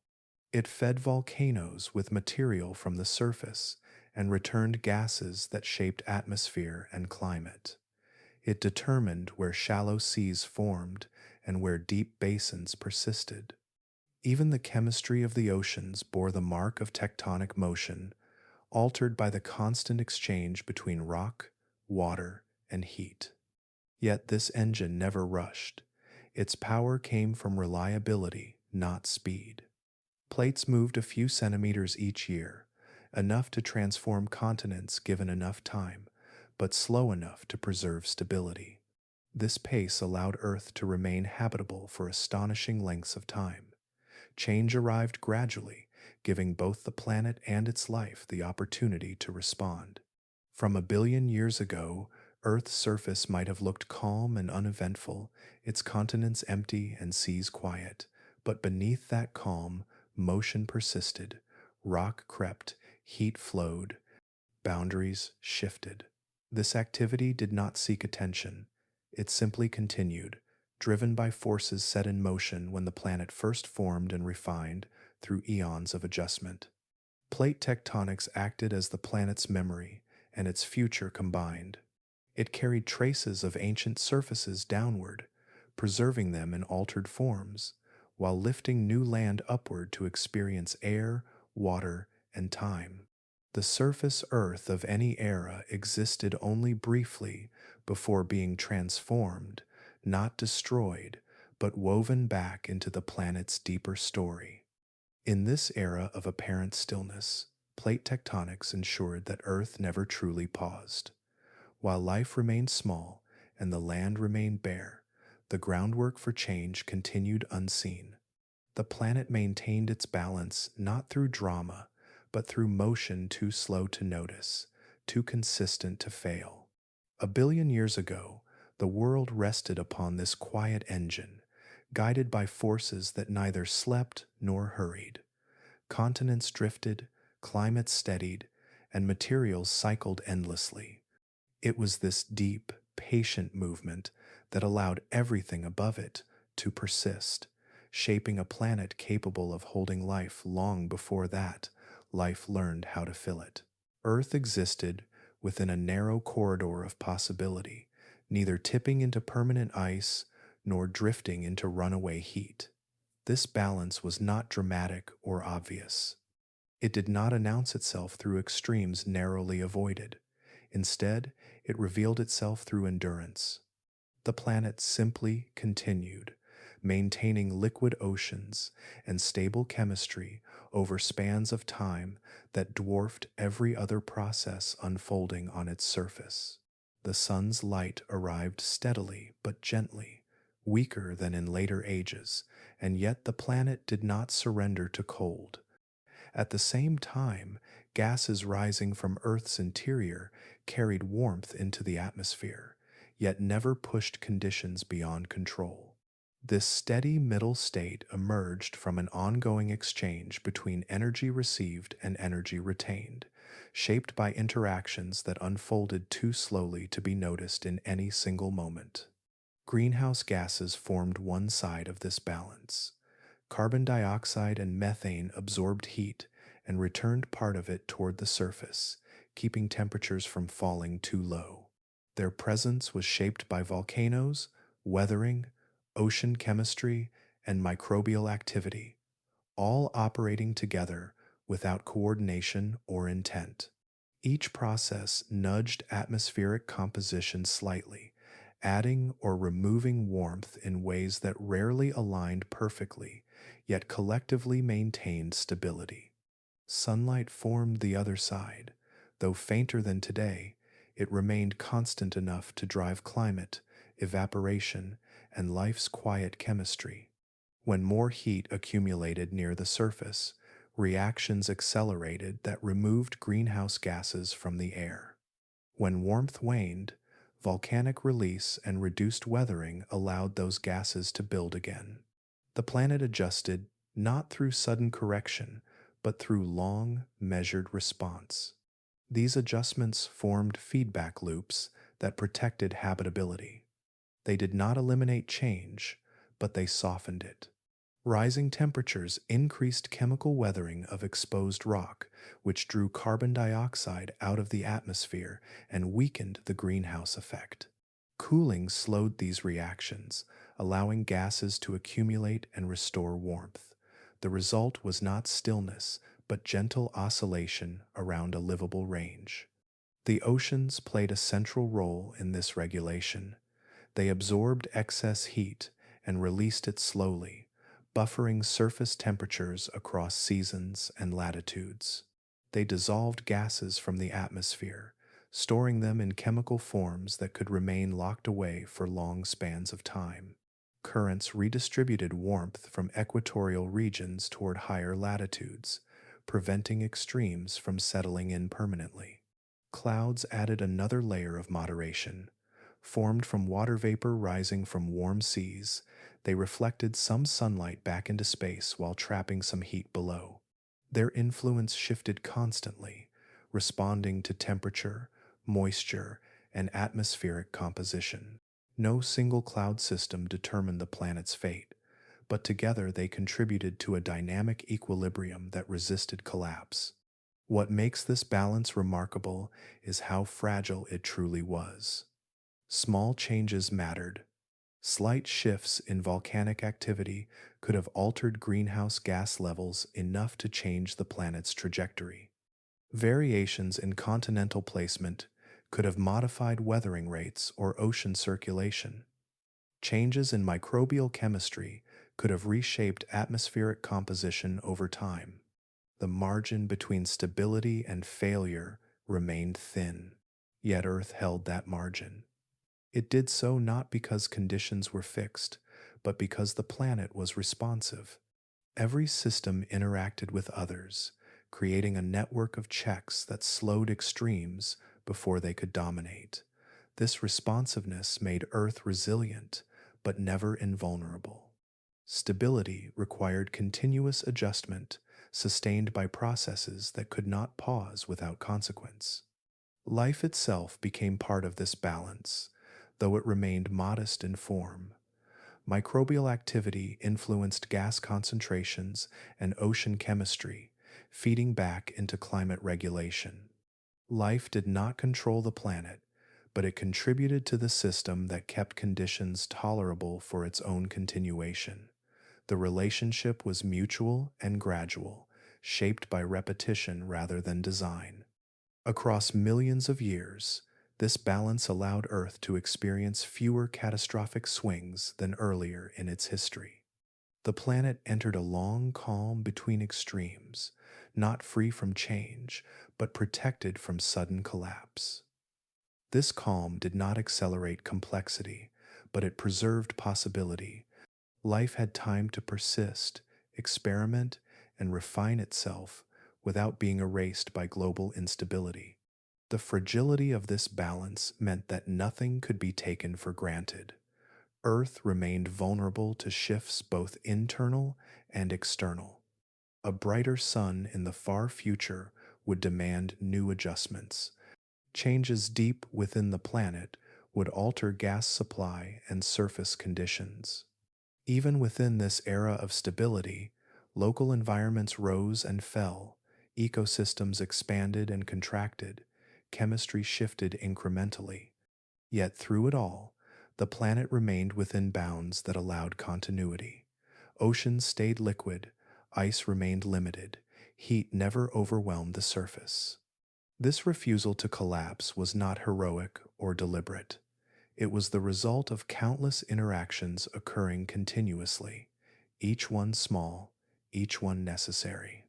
A billion years ago, Earth did not yet display the abundance or motion that later ages would bring. Its strength lay instead in restraint. The planet held itself steady through balance rather than force, through patience rather than precision. Every breath of atmosphere, every exchange between rock and water contributed to a system that worked because it never stopped adjusting. In this delicate persistence, Earth revealed one of its defining qualities. Habitability was not a fixed state achieved once and preserved forever. It was an ongoing process, maintained moment by moment across deep time. The planet refused to collapse not by resisting change, but by absorbing it, reshaping it, and allowing it to pass without breaking the fragile continuity that held life in place. Life persisted a billion years ago with remarkable consistency, yet it did so without branching into larger forms or visible complexity. This simplicity was not a pause caused by indecision or lack of effort. It was the natural outcome of limits that shaped what was possible at the time. The world offered survival, but it offered it gently and sparingly, setting boundaries that life learned to respect rather than overcome. Energy lay at the center of these limits. Early ecosystems operated on thin margins, drawing power from sunlight filtered through ancient skies or from chemical reactions within water and rock. These sources provided enough energy to sustain cells, to allow growth, division, and persistence, but not enough to support bodies that wasted energy through movement, structure, or speed. Efficiency mattered more than ambition. Life learned to make the most of what was available, refining processes to conserve energy rather than to expand outward. In the oceans, this meant vast populations of microscopic organisms sharing limited resources without exhausting them. Energy flowed slowly through these systems, captured, transformed, and reused with minimal loss. There were no fast exchanges, no bursts of consumption followed by scarcity. The entire system leaned toward balance, shaped by organisms whose small size allowed them to function within narrow energetic budgets. Oxygen added another constraint. Although present, it remained unreliable and potentially harmful. Its concentrations fluctuated, rising in some places and fading in others, never settling into a stable backdrop. For large bodies, oxygen is not merely helpful, it is essential for delivering energy efficiently throughout tissues.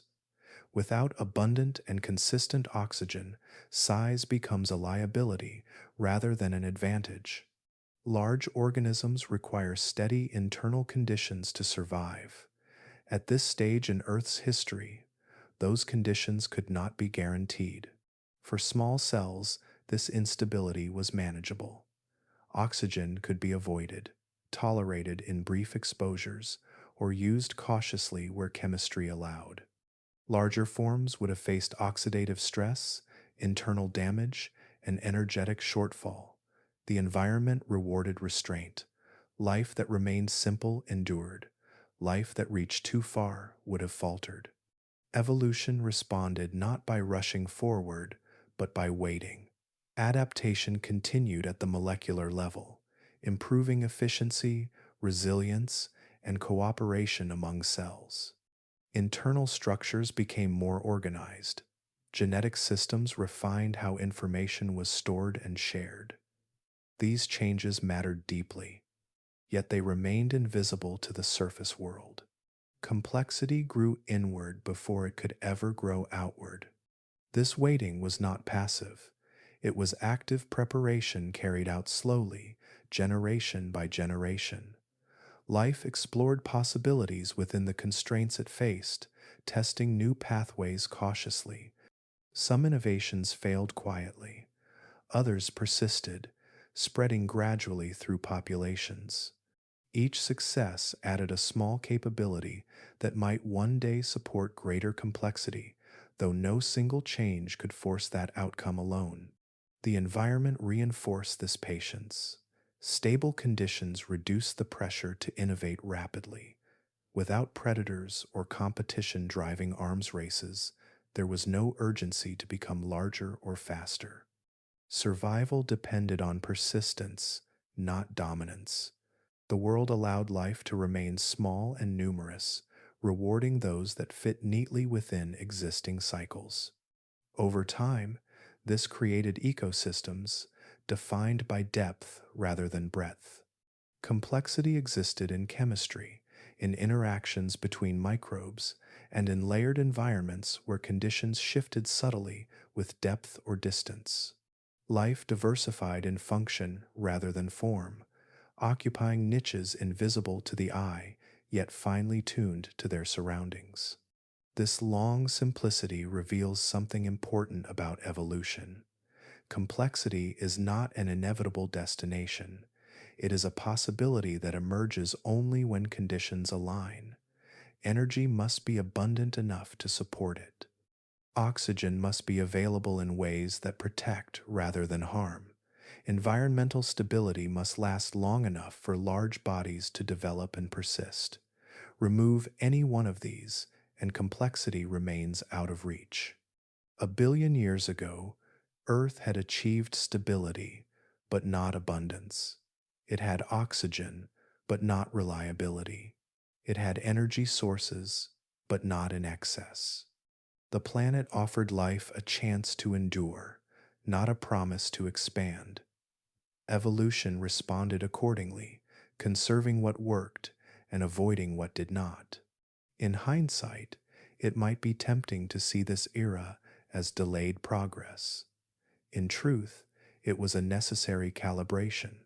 Life learned how to manage energy, how to cope with oxygen's challenges, and how to cooperate internally before attempting outward growth.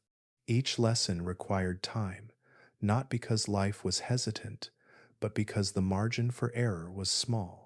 The simplicity of this world was not empty, it was dense with preparation. Every stable cycle, every successful metabolic pathway added to a foundation that could later support more demanding forms. Complexity waited, not because it was destined to arrive, but because it could not arrive safely yet. 1 billion years ago, life remained modest in shape while growing sophisticated in function. It did not rush toward size or spectacle. It refined itself quietly, aligning with the conditions Earth provided. This long restraint reminds us that evolution moves not toward goals, but toward what is possible. Complexity, when it comes, is not a reward for patience. It is the result of readiness, shaped by a world that must first learn how to hold it. Change did not arrive suddenly in this era of Earth's history. It arrived quietly, in increments so small they would have seemed insignificant if anyone had been there to observe them. 1 billion years ago, the planet moved forward not through decisive moments, but through accumulation. Each day resembled the last, each cycle repeated familiar patterns. Yet beneath this surface sameness, tiny adjustments continued without interruption, slowly transforming the world in ways that only deep time could reveal. Chemistry shifted a little at a time. Oceans absorbed trace amounts of new elements delivered by rivers and volcanic vents. Gases in the atmosphere rose and fell within narrow margins, altered by reactions that unfolded at measured pace. Minerals formed and dissolved as conditions allowed, leaving subtle signatures in rock layers that blended gently into one another. Nothing spiked, nothing crashed. The planet preferred gradients over shocks, transitions over turning points. These gradual changes were not weak. They were powerful precisely because they persisted. A single alteration in ocean chemistry meant little on its own, but repeated endlessly, it reshaped entire basins. A trace increase in atmospheric oxygen did not revolutionize life overnight, but held steady across millions of years. It altered what kinds of reactions became possible. Time magnified the smallest movements until their combined effect became unavoidable. This patience defined the era. Earth did not rush toward outcomes. It allowed processes to unfold fully, without forcing conclusions. Stability gave space for slow feedbacks to work themselves out. When one part of the system shifted, others responded just enough to restore balance. The planet behaved less like a stage for events and more like a system learning itself, refining its responses through repetition. Life mirrored this pace. Microbial communities adjusted to changing conditions not through rapid innovation, but through quiet persistence. Cells that tolerated new chemistries survived a little better than those that did not. Over countless generations, this subtle difference accumulated, spreading new capabilities without altering outward appearance.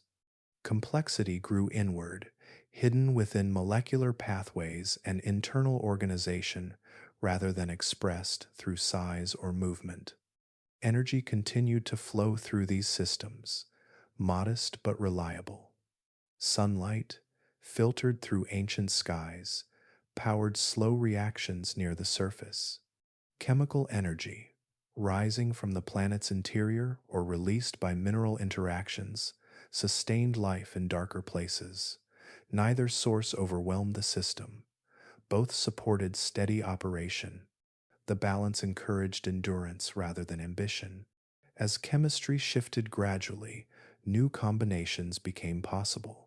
Elements encountered one another in slightly different proportions, Reactions proceeded along paths that had once been rare. These changes did not overturn existing systems. They layered new possibilities on top of old ones, expanding the range of what could function without dismantling what already worked. This layering required time more than anything else. Each innovation needed countless repetitions to establish itself, to prove reliable under varying conditions. Errors were not catastrophic, but they were filtered out slowly. What remained was not the fastest or the largest, but the most consistent. Earth rewarded what could persist within narrow tolerances. Patience also shaped the planet's surface. Continents drifted without urgency, reshaping ocean circulation by degrees. Coastlines shifted subtly, altering shallow seas and nutrient delivery. Weather continued its quiet work, wearing down rock and redistributing material without pause. These processes did not aim toward dramatic landscapes. They refined the planet's geometry gradually, preparing environments without announcing their readiness. From one millennium to the next, nothing would have seemed different. From 1 million years to the next, only faint trends might have been noticed. Yet stretch the view across tens or hundreds of millions of years, and the accumulation became clear. Conditions that once hovered just outside the range needed for greater complexity began to settle closer. Thresholds were approached so slowly that they could not be marked by dates or events. This long preparation did not guarantee what would come next. It only made it possible. The planet was not building toward a predetermined outcome. It was increasing the number of paths available. With each small change, Earth expanded the set of conditions life could exploit, widening the margins of survival just enough to allow new forms to be conceivable. Importantly, nothing in this era demanded that complexity appear. Life remained simple because simplicity continued to work. Energy budgets stayed tight. Oxygen remained constrained. The environment favored reliability over experimentation. Yet beneath that restraint, capacity was growing. Tools were being assembled quietly, without spectacle. The beauty of this era lies in its refusal to hurry. Earth demonstrated that preparation does not require drama, it requires consistency. The planet maintained conditions long enough for slow processes to matter. It allowed chemistry to explore possibilities without being reset by catastrophe. It preserved continuity across spans of time, so long they are difficult to hold in mind. 1 billion years ago, Earth did not yet reveal where it was headed. It simply continued, adding one small adjustment after another, trusting that time itself would do the rest. The surface world remained calm and understated, but its foundations were being strengthened continuously. The long accumulation of change did not announce a future, it made room for one. This era stands as a reminder that transformation does not always arrive with noise or speed. Sometimes it arrives quietly, carried forward by patience, repeating the same motions until those motions themselves become something new. The living world moved through its cycles without being watched. There were no eyes scanning the water for movement, no bodies built to chase or capture. The oceans and shallow seas existed without pursuit, without the silent calculations of predator and prey that would later define so much of life's motion. Life was present, abundant in its own way, yet it unfolded without tension. In this world, nothing hunted. Teeth had not yet been shaped for tearing flesh. Jaws had no reason to open and close. Bodies did not brace themselves for sudden escape, nor did they evolve the ability to strike with speed or precision. Existence did not require vigilance. The absence of predators removed a layer of urgency that would later become inseparable from survival. Life moved, when it moved at all, according to currents rather than intention. Cells drifted, sank, rose, or clung to surfaces, guided by physics instead of fear. Without threats to avoid, there was little pressure to develop rapid responses. Time was generous. Processes unfolded at the pace set by chemistry and energy availability, not by the need to flee or pursue. Ecosystems organized themselves differently under these conditions. Instead of complex food webs driven by consumption and escape, energy flowed through simpler pathways. Organisms gathered energy directly from light or chemical gradients. Waste from one group became nourishment for another. Decomposition and recycling proceeded steadily, closing loops rather than fueling conflicts. Efficiency mattered more than defense. In the absence of predation, growth did not need to be hidden or protected. There were no shells to withdraw into, no spines to deter attackers, no toxins deployed for survival. Life invested its limited energy into persistence rather than armor. Structures remained soft, adaptable, and easily replaced. When cells died, others filled the space, continuing the cycle without disruption.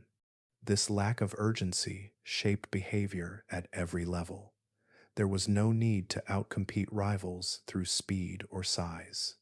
Competition existed, but it was subtle, expressed through chemical advantage or spatial positioning rather than physical confrontation.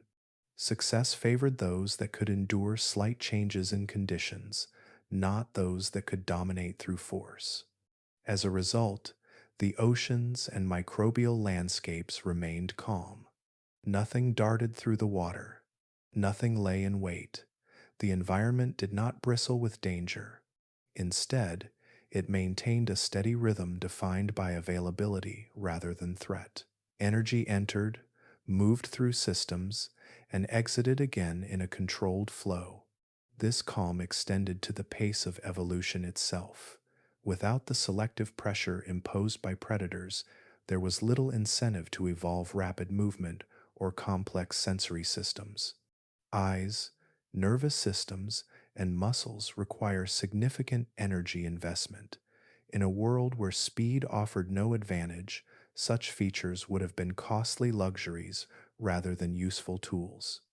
Evolution continued, but it focused on improving internal efficiency rather than external performance.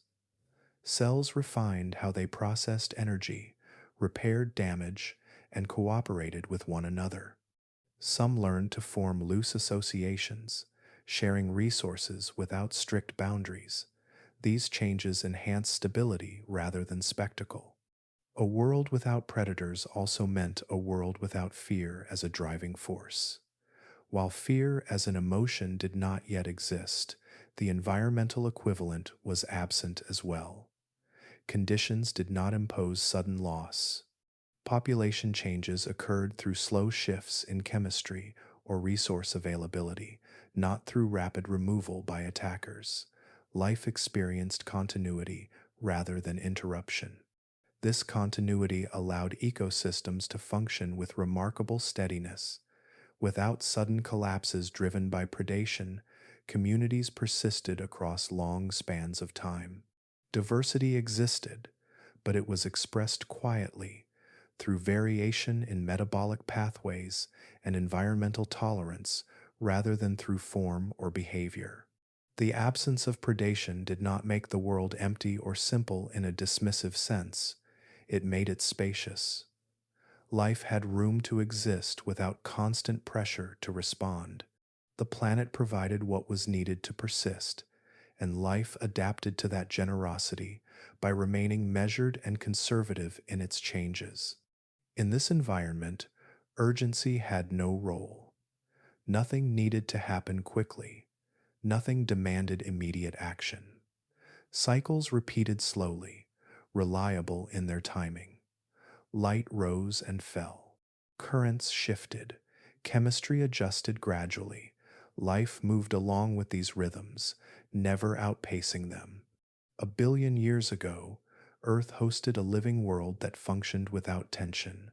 It lacked drama, but it possessed depth. The absence of predators shaped a planet where existence was not defined by conflict, but by continuity.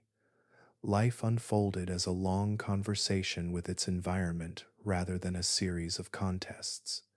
This quiet world laid a foundation that would later make urgency possible. By allowing life to refine itself without pressure, Earth prepared organisms for a future where fear, pursuit, and speed would eventually appear. But in this era, none of that had arrived. The world remained slow, unguarded, and patient, carrying life forward not through struggle, but through calm persistence.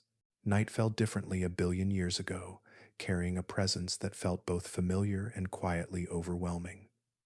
As the sun slipped below the horizon, darkness did not arrive alone. The moon rose larger than it does today, closer to Earth, filling more of the sky with its pale glow. It did not rush across the heavens. It moved with steady assurance, casting light that softened shadows and stretched reflections across the surface of the seas. This ancient moon dominated the night not through brightness alone, but through scale. It appeared broader, more imposing, its surface details clearer to any eyes that might have looked upward. Craters and highlands stood out in subtle contrast, suspended above a world still learning how to live beneath such a companion. The night was never fully dark. Even when clouds passed or waters stirred, the moon remained a constant presence, shaping the rhythm of darkness with calm persistence. Its closeness carried consequences far beyond appearance. The moon's gravity reached deeply into Earth, pulling at the oceans with greater strength than it does now. Tides rose higher and fell farther, spreading across shallow continental edges before retreating again.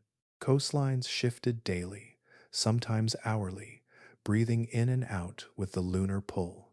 Broad tidal flats formed and vanished, exposing rock and sediment, then covering them once more beneath returning water. These stronger tides reshaped coastlines relentlessly. Each cycle stirred sediments, redistributed minerals, and mixed seawater in ways that calmer oceans could not achieve. Shallow seas remained active rather than stagnant, their contents constantly refreshed by the rise and fall of water. Nutrients did not settle into still layers for long. They were lifted, spread, and reworked again and again, carried by the moon's steady influence.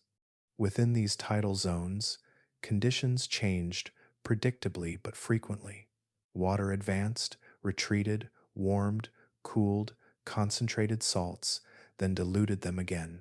Life that persisted here learned to tolerate variation rather than stability. Microbial communities adapted to cycles of exposure and submersion, developing resilience through repetition. Each tide acted as a gentle challenge, never catastrophic, but never allowing complete rest. The moon's gravity shaped not only the edges of continents, but also the internal movements of the oceans themselves. Tidal forces stirred currents, contributing to vertical mixing that carried heat and chemistry through the water column. Deeper waters were drawn upward. Surface waters were pushed aside. This constant motion helped distribute oxygen and nutrients unevenly, but persistently, shaping where life could endure most easily. Even the planet's rotation felt the moon's touch. With each passing year, lunar gravity drew a small measure of energy from Earth's spin, slowing it almost imperceptibly. Days lengthened by fractions, woven into deep time. Though the difference was unnoticeable from one generation to the next, the effect accumulated, tying the rhythm of time itself to the moon's orbit. Night and day, tide and stillness, all carried the imprint of this silent exchange. For life, the moon's influence was indirect but profound. The regularity of tides created repeating patterns in coastal environments, offering reliable cycles that life could align with. While no organism marked time consciously, Biological processes responded to these rhythms through exposure and recovery, stress and relief. The moon did not dictate life's behavior. It provided structure, a predictable pulse that life learned to inhabit. Away from coastlines, moonlight continued its quiet work. It reflected across open water, guiding subtle temperature differences at the surface. It interacted with clouds and atmosphere, adding a gentle brightness to the night that influenced how heat escaped into space. The presence of this reflected light softened the contrast between day and night, contributing to environmental steadiness rather than disruption. The moon also played a role as Earth's stabilizer. Its gravitational connection helped maintain the planet's axial orientation, reducing extreme swings in tilt over long spans of time. This stability supported consistent climate patterns, preventing sudden shifts that could have erased progress made slowly elsewhere. Though the effects unfolded gradually, they mattered deeply to a world dependent on continuity. Despite its influence, the moon remained silent. It did not erupt or change shape. It did not release gases or alter chemistry directly. Its power lay in its constancy. Night after night, it returned to familiar paths, offering the same pull, the same light, the same quiet guidance. Earth adapted to this presence not through resistance, but through partnership. 1 billion years ago, Earth's story was already deeply intertwined with the moon's. Oceans responded to its gravity, continents felt its tug, time itself adjusted around their relationship. Life grew within patterns shaped by lunar rhythm, even while remaining unaware of the source. Under this ancient moon, nights were not empty intervals between days. They were active, structured, and softly illuminated. Tides rose and fell, waters shifted and mixed.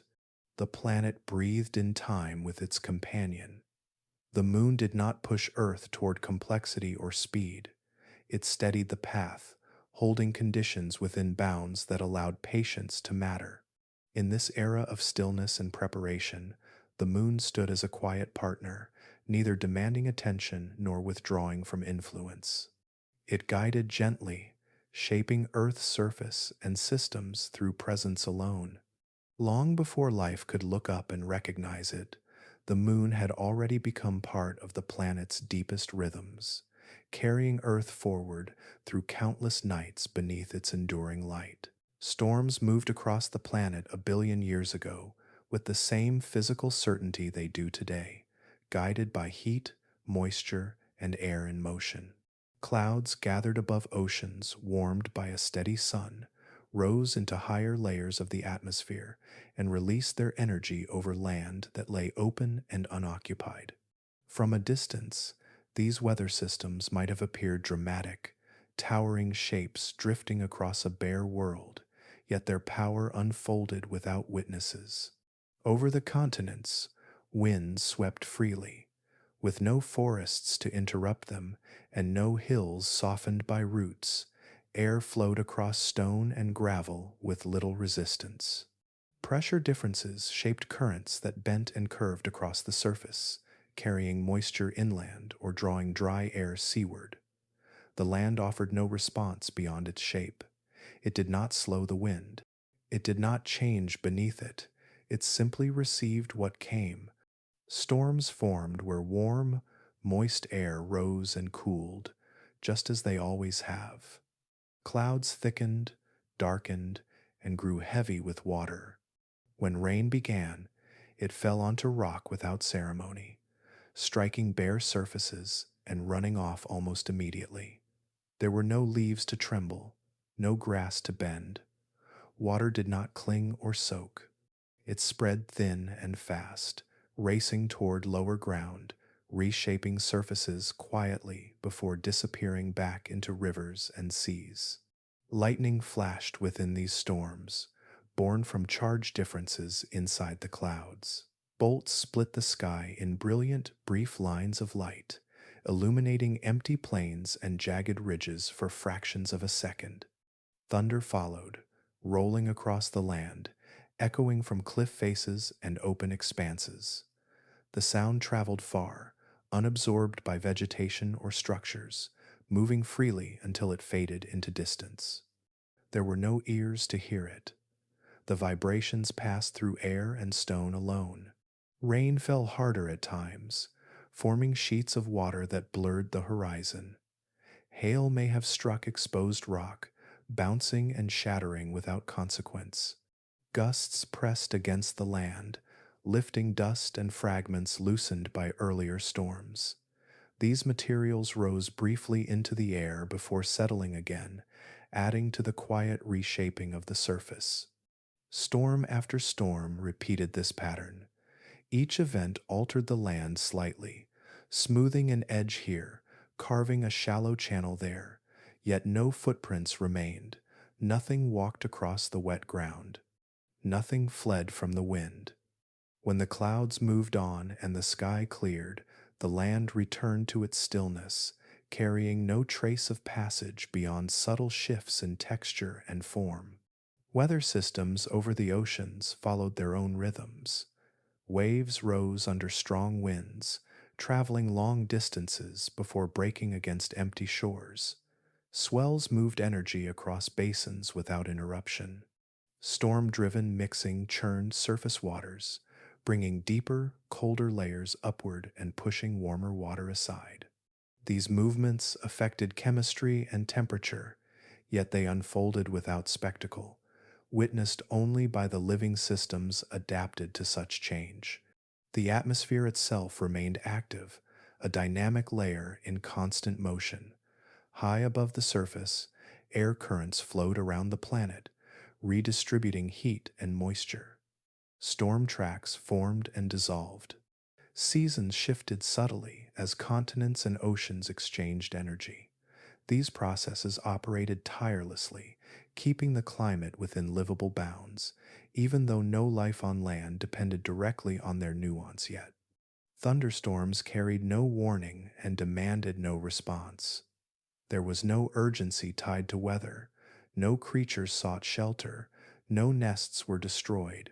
Storms did not interrupt lives or alter behavior. They passed through a world that neither resisted nor reacted, performing their complex choreography without expectation of consequence beyond physical change. In this absence of witnesses, weather became pure process. Energy moved from warm regions to cool ones. Water cycled between sea, sky, and land. Pressure equalized through wind and rain. Earth maintained its balance through these exchanges, whether or not life observed them. The idea of a storm often carries meaning because of its impact on living things. Here, that meaning was absent. Storms did not threaten survival or promise relief. They were neither feared nor welcomed. They simply occurred, following physical laws that did not require attention to function. At night, storms continued beneath moonlight. Clouds drifted across the glowing disk overhead, breaking its light into moving patterns across the land. Lightning briefly overwhelmed that gentle glow, casting sharp shadows that vanished as quickly as they formed. Rain cooled the surface, releasing heat back into the air, continuing cycles older than the continents themselves. Earth, in this era, performed continuously. Winds rose and fell, storms gathered and dispersed, thunder rolled across empty spaces, rain reshaped land already shaped countless times before. The planet moved through these motions without pause, guided by internal balance and external energy. There was no audience, yet the performance mattered. Weather connected atmosphere to surface, redistributed heat, regulated chemistry, and prepared environments quietly. Storms were not wasted effort. They were essential actions carried out without regard for observation. A billion years ago, Earth did not need to be seen to be active. Its systems operated with quiet confidence. independent of attention. Storms crossed empty land and empty sky, leaving behind only subtle changes that blended into the planet's long story. In this still world, weather existed for the planet itself. It shaped, balanced, and maintained conditions without ceremony. Earth performed not for observers, but for continuity, repeating its ancient motions patiently, carrying life forward even when no one was there to watch. Beneath the calm surface of the oceans, a hidden structure shaped life more powerfully than any visible landscape. 1 billion years ago, the seas were not uniform bodies of water. They were layered worlds, divided quietly by chemistry rather than by depth alone. These layers did not announce themselves with color or motion. They existed as gradients, invisible boundaries formed by differences in oxygen, nutrients, and dissolved elements, guiding life without ever being seen. Near the surface, where sunlight touched the water, chemistry behaved differently. Here, traces of oxygen appeared more often, produced by microscopic life and held briefly before being consumed or carried away. This upper layer was active in subtle ways. Light-powered reactions unfolded daily. Gases exchanged with the atmosphere above. The water shifted gently with wind and tides, mixing just enough to remain dynamic without becoming turbulent. Below this zone, conditions changed. Oxygen faded gradually as depth increased, not vanishing abruptly, but thinning until it no longer shaped reactions. In these darker waters, different chemistries prevailed. Metals remained dissolved rather than oxidized. Sulfur compounds persisted. Reactions slowed and followed pathways unfamiliar to oxygen-dependent systems. Life adapted accordingly, occupying niches defined not by space but by tolerance. These layers did not remain fixed. They rose and fell with currents, tides, and temperature changes, breathing slowly as the ocean moved. At times, oxygen-rich water pressed downward. At others, oxygen-poor layers crept closer to the surface. This motion created regions of overlap, transition zones where chemistry shifted gently and unpredictably. Life in these areas learned flexibility, surviving across gradients rather than settling into static conditions. The existence of these layers meant that where life could exist was tightly controlled. Certain organisms thrived near the surface, relying on light and brief access to oxygen. Others flourished deeper, drawing energy from chemical reactions independent of sunlight. Few could tolerate wide swings between these states. The ocean became a mosaic of habitable zones, stacked vertically and shifting over time. These invisible divisions shaped evolution quietly. Life did not choose where to exist. It followed chemistry. Cells that functioned well in oxygen-rich conditions remained close to the surface. Those adapted to oxygen-poor environments sank or clung to deeper layers. Each layer acted as a filter, permitting some forms to persist while excluding others, not through violence or competition, but through compatibility. The boundaries between layers mattered as much as the layers themselves. At these interfaces, reactions intensified. Oxygen met reduced compounds. Energy released by these encounters supported specialized communities that existed only where conditions overlapped. These zones were narrow but persistent, forming ribbons of life suspended between worlds. Here, chemistry was not stable, but active, reshaped continuously by opposing forces. Because these boundaries shifted over time, life learned to endure change without moving far. A community might experience oxygen one season and lose it the next, all without traveling. Adaptation favored those capable of adjustment, those whose internal systems could tolerate variability. stability mattered less than resilience. These chemical layers also influenced how nutrients moved through the ocean. Elements essential to life accumulated in certain zones, released in others, and recycled along boundaries. Upwelling currents lifted nutrient rich, oxygen poor waters toward the surface, feeding life that depended on light. Downward flows carried organic matter into deeper layers, sustaining communities adapted to darkness. The entire system functioned as a slow exchange, balanced by chemistry and motion. From above, none of this was visible. The ocean's surface appeared smooth and uniform, concealing the complexity beneath.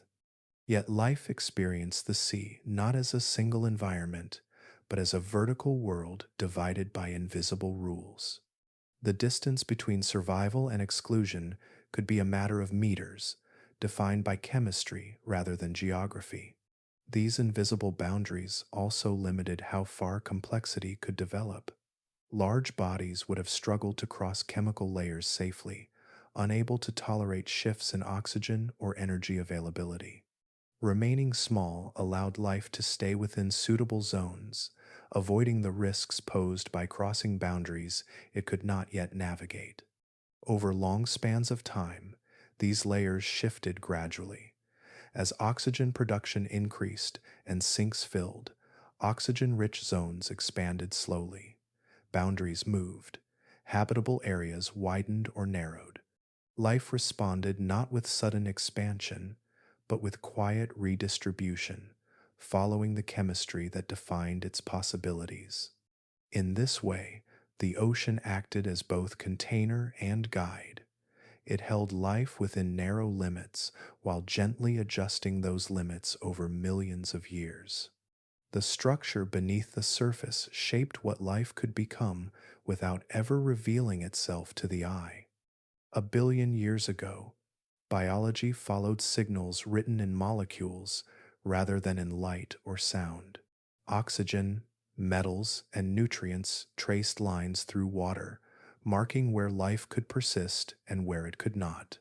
These lines shifted patiently, allowing Earth to prepare its living systems slowly and carefully.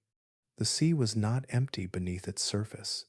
It was organized, layered, and quietly directive. Invisible boundaries shaped biology more effectively than any physical wall. Life grew accustomed to these rules, evolving within them, waiting as the boundaries slowly shifted. In the stillness of the ancient ocean, chemistry spoke softly, and life listened. Earth settled into something it had rarely known before. The planet did not become still, but it grew steady. After ages marked by violent shifts, frozen oceans, toxic skies, and relentless impacts, the world entered a long interval where global catastrophe became uncommon. Change continued, yet it arrived gently, spread across millions of years instead of crashing down in sudden, sweeping resets. This calm did not mean inactivity. Volcanoes still released heat and gases. Continents continued their patient drift. Oceans circulated, storms crossed empty land, and chemistry shifted quietly beneath the surface. The difference lay in scale and tempo. The planet no longer lurched from one extreme to another. Instead, it held a middle ground, maintaining conditions that stayed broadly recognizable across vast spans of time. Earlier in Earth's history, survival often meant enduring disaster. The planet had been reshaped repeatedly by events that erased progress and forced life to begin again from narrow margins. Oceans froze nearly solid, then thawed. Atmospheres swung between hostile extremes. Entire environments vanished and reformed. Life survived these events, but survival came at a cost. Continuity was fragile. In contrast, this era offered something new. A long calm stretched across deep time, uninterrupted by planet-wide collapse. There were disturbances, of course, but they were regional, temporary, or limited in reach. The core systems that governed climate, oceans, and chemistry held together. Earth stayed within bounds that allowed persistence. This kind of stability is rare for rocky worlds. Maintaining liquid water, moderate temperatures, and balanced chemistry over hundreds of millions of years requires more than good fortune. It demands responsive systems that can absorb change without amplifying it. Earth possessed such systems, refined through earlier turmoil and now working quietly in concert. The atmosphere played its part, adjusting greenhouse gas levels in response to shifts in heat. The oceans buffered temperature and chemistry, absorbing change slowly and releasing it gradually. Plate tectonics recycled materials, preventing buildup or depletion from reaching dangerous extremes. Each system compensated for the others, forming a network of feedbacks that favored equilibrium rather than escalation. This calm mattered more than chaos ever could.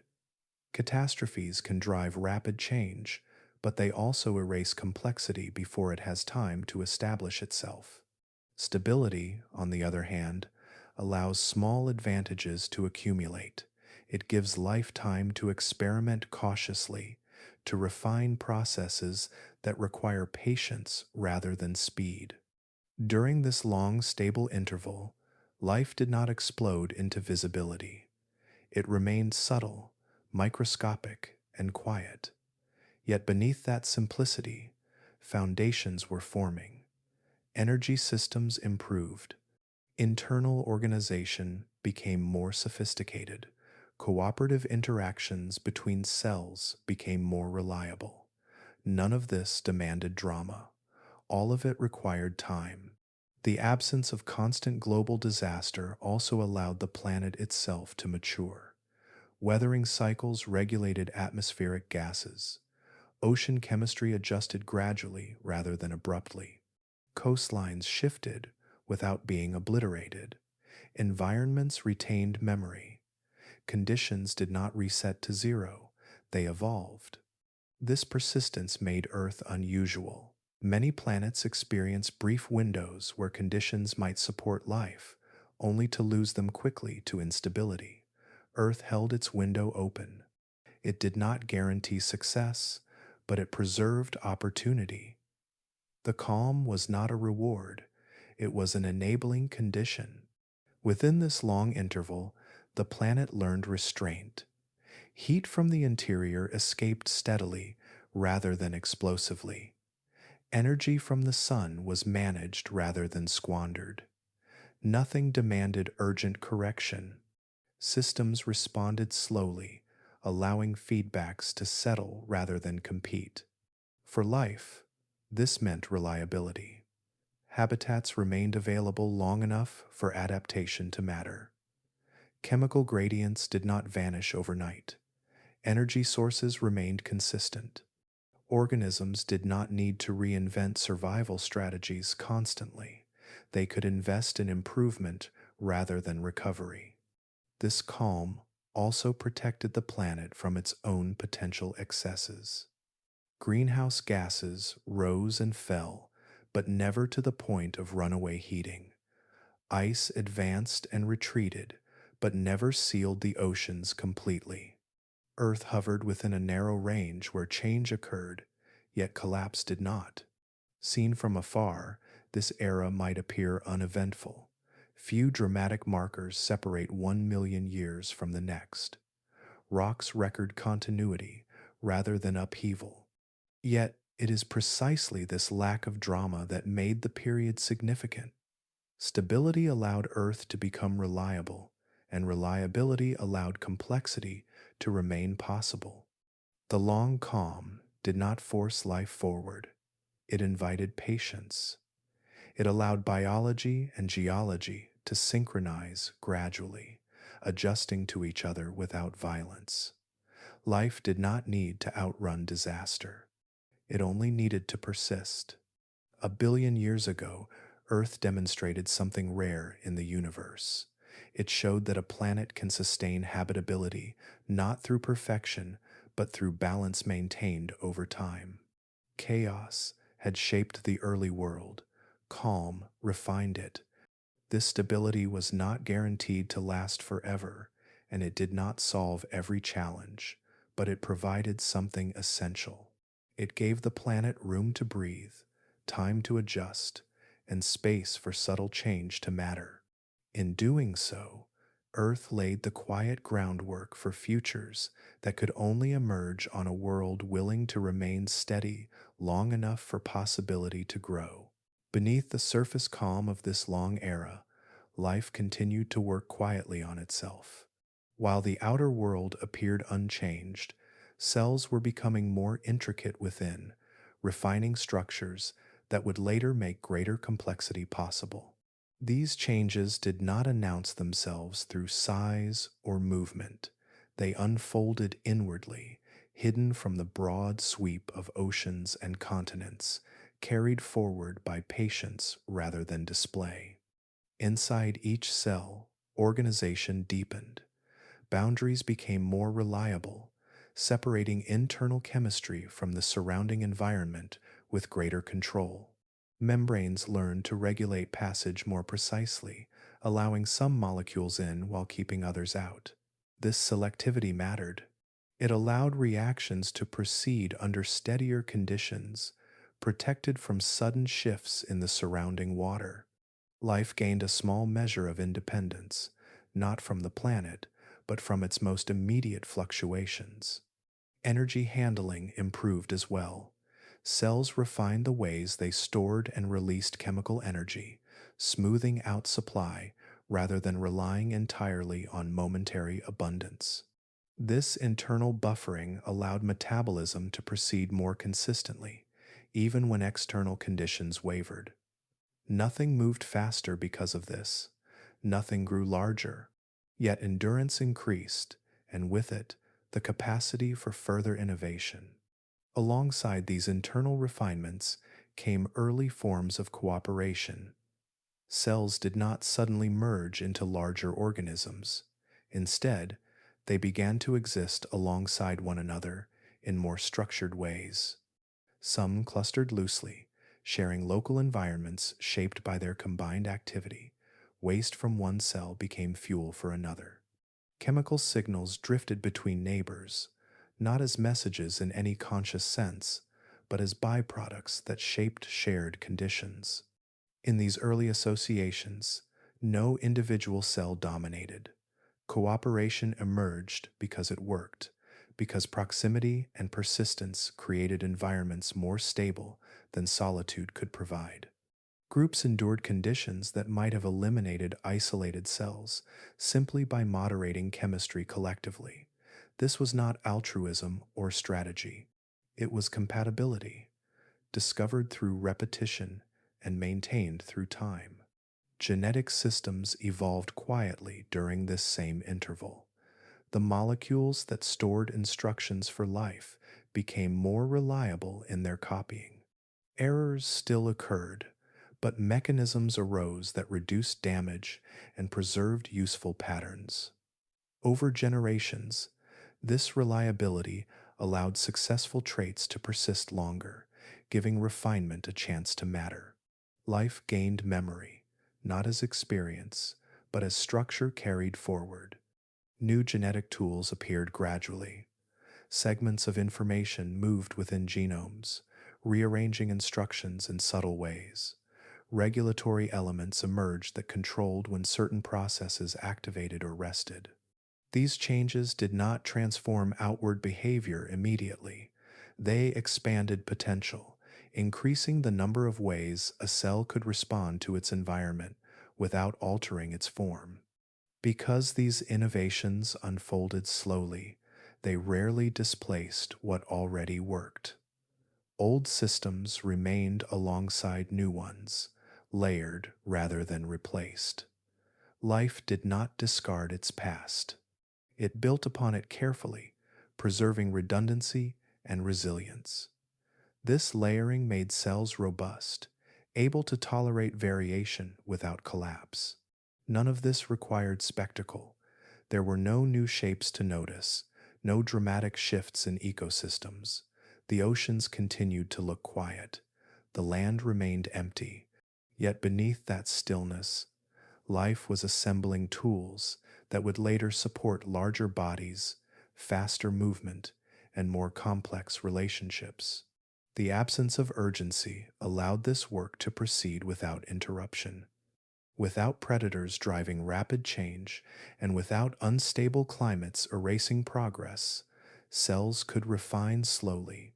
Evolution acted less like a race and more like a craft, shaping details over long spans rather than forcing solutions quickly. These hidden innovations also benefited from the planet's stability. Chemical conditions remained within workable ranges long enough for internal systems to be tested and improved. Energy supplies, though limited, were consistent. Nothing forced life to gamble everything on unproven strategies. Incremental improvement became the dominant mode. Early cooperation hinted at possibilities far beyond this era.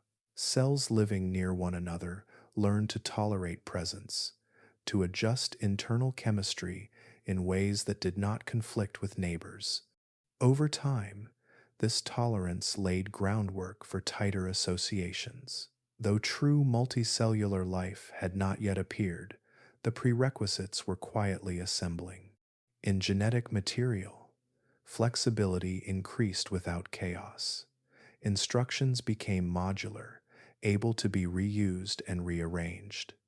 This modularity mattered more than any single innovation. It meant that future complexity would not need to be invented from scratch. It could be assembled from existing parts, refined through variation and selection. From the outside, the world remained understated. Life did not mark the land. It barely disturbed the seas. Yet internally, it grew richer. Capacity increased even as appearance stayed the same. The foundations of later abundance were being set, stone by invisible stone. 1 billion years ago, Earth did not yet display the results of these innovations. It displayed their conditions. Stability, time, and gentle constraint allowed life to improve itself without pressure to reveal those improvements outwardly. Progress unfolded beneath notice, secure in the knowledge that it did not need to be seen to matter. This era reminds us that some of the most important changes in Earth's history happened without spectacle. They did not reshape landscapes or fill skies with movement. They reshaped cells. They refined cooperation. They strengthened memory and control. All of this happened quietly, sustained by patience and continuity. Life did not announce what it was preparing. It simply continued, building capacity one small improvement at a time. The world above remained calm and empty, while beneath that calm, the tools for a different future were being assembled carefully, patiently, and without display. 1 billion years ago, Earth entered a state that feels almost suspended when viewed from a distance. The planet was not empty, and it was not inactive. Yet it existed in a delicate balance, poised between long-established simplicity and a future that had not yet arrived. From the surface to the deepest oceans, everything appeared restrained, as if the world itself had learned to wait. Life persisted everywhere it could, yet it did not announce itself through movement or scale. The seas remained quiet, their surfaces reflecting sky and moon without disturbance. Land stayed bare and unmarked, shaped only by wind, rain, and time. The atmosphere moved gently, circulating heat and moisture without extremes. Nothing about the planet suggested urgency. Nothing hinted clearly at transformation. And yet, beneath this outward calm, preparation continued without pause. Chemistry shifted by degrees too small to notice. Genetic systems refined themselves quietly. Cooperation deepened among the smallest forms of life. Energy flowed through familiar pathways, slowly expanding the range of what could be sustained. The planet did not look like it was changing, but it was becoming different in ways that required patience to see. This era feels like a pause because its changes resisted spectacle. No sudden appearance of new forms broke the surface calm. No dramatic shifts forced attention. The rhythms that governed Earth had settled into steadiness, repeating patterns that held their shape over immense spans of time. For millions of years, the view remained almost the same, creating the impression of stillness even as processes continued uninterrupted. The land offered no hint of what lay ahead. Continents drifted slowly, but without life to trace their edges or root their surfaces, their motion felt inconsequential. Rocks formed and eroded. Rivers carved channels and filled them again. None of this pointed clearly toward a future filled with forests, animals, or sound. The planet gave no previews. The oceans held more activity, yet even there, nothing suggested an imminent leap. Life multiplied, adapted, and refined itself, but remained constrained by chemistry and energy. Internal complexity increased while outward appearance stayed constant. Cells grew more capable without growing larger. Associations formed without becoming bodies. Progress remained hidden, layered beneath familiarity. Earth itself contributed to this sense of waiting. Climate systems held steady. Feedbacks adjusted gently to maintain balance. Catastrophes that once reset the planet grew rare. This stability removed pressure to change quickly. It allowed systems to linger near equilibrium, exploring possibilities slowly rather than being forced forward by crisis. The absence of urgency shaped everything. Without predators to drive speed, without unstable climates to demand rapid innovation, life had no reason to rush. Survival depended on fitting within existing conditions, not on transforming them. This rewarded patience, refinement, and endurance. The planet reinforced this pace by remaining reliable, offering continuity rather than challenge. From the outside, this era can appear uneventful, even stagnant, but stagnation implies failure to change. What existed here was restraint. Earth was holding complexity in reserve, allowing groundwork to be laid before unveiling anything new. The planet behaved like a system aware of its limits, refusing to move beyond them until conditions aligned. This is why the era feels like a held breath. Everything necessary for change was assembling, but nothing yet demanded release. Oxygen accumulated slowly but inconsistently. Energy pathways improved but remained tight. Genetic tools expanded but stayed quiet. Each component advanced just enough to matter later, never enough to force the next step prematurely. A held breath is not inactivity. It is tension maintained deliberately, a pause full of potential. Earth carried that potential across vast stretches of time, sustaining it through balance rather than momentum. The world did not lean forward into its future. It waited for its systems to support it fully. The waiting world was not empty of meaning. It was dense with readiness. Every cycle of sunlight and darkness, every tide, every exchange of gases and minerals contributed to a growing capacity. These contributions did not add up quickly. They accumulated with care, ensuring that when change finally came, it would not collapse under its own weight. In this era, Earth demonstrated an unusual quality. It resisted both stagnation and premature transformation. It did not force complexity before the planet could sustain it, nor did it remain frozen in simplicity. Instead, it held itself at the edge, balancing between what had always worked and what was quietly becoming possible. From our perspective, this long pause defines the strangeness of a billion-year-old Earth. It was alive but subdued, dynamic but restrained, complete in function yet unfinished in form. The planet appeared to wait not because it lacked direction, but because it was preparing carefully. The waiting world carried its future gently, without revealing it. Nothing obvious changed, yet everything that mattered was aligning. Earth held its breath, not in anticipation, but in patience, allowing the slow work of preparation to continue until the planet itself was ready to exhale.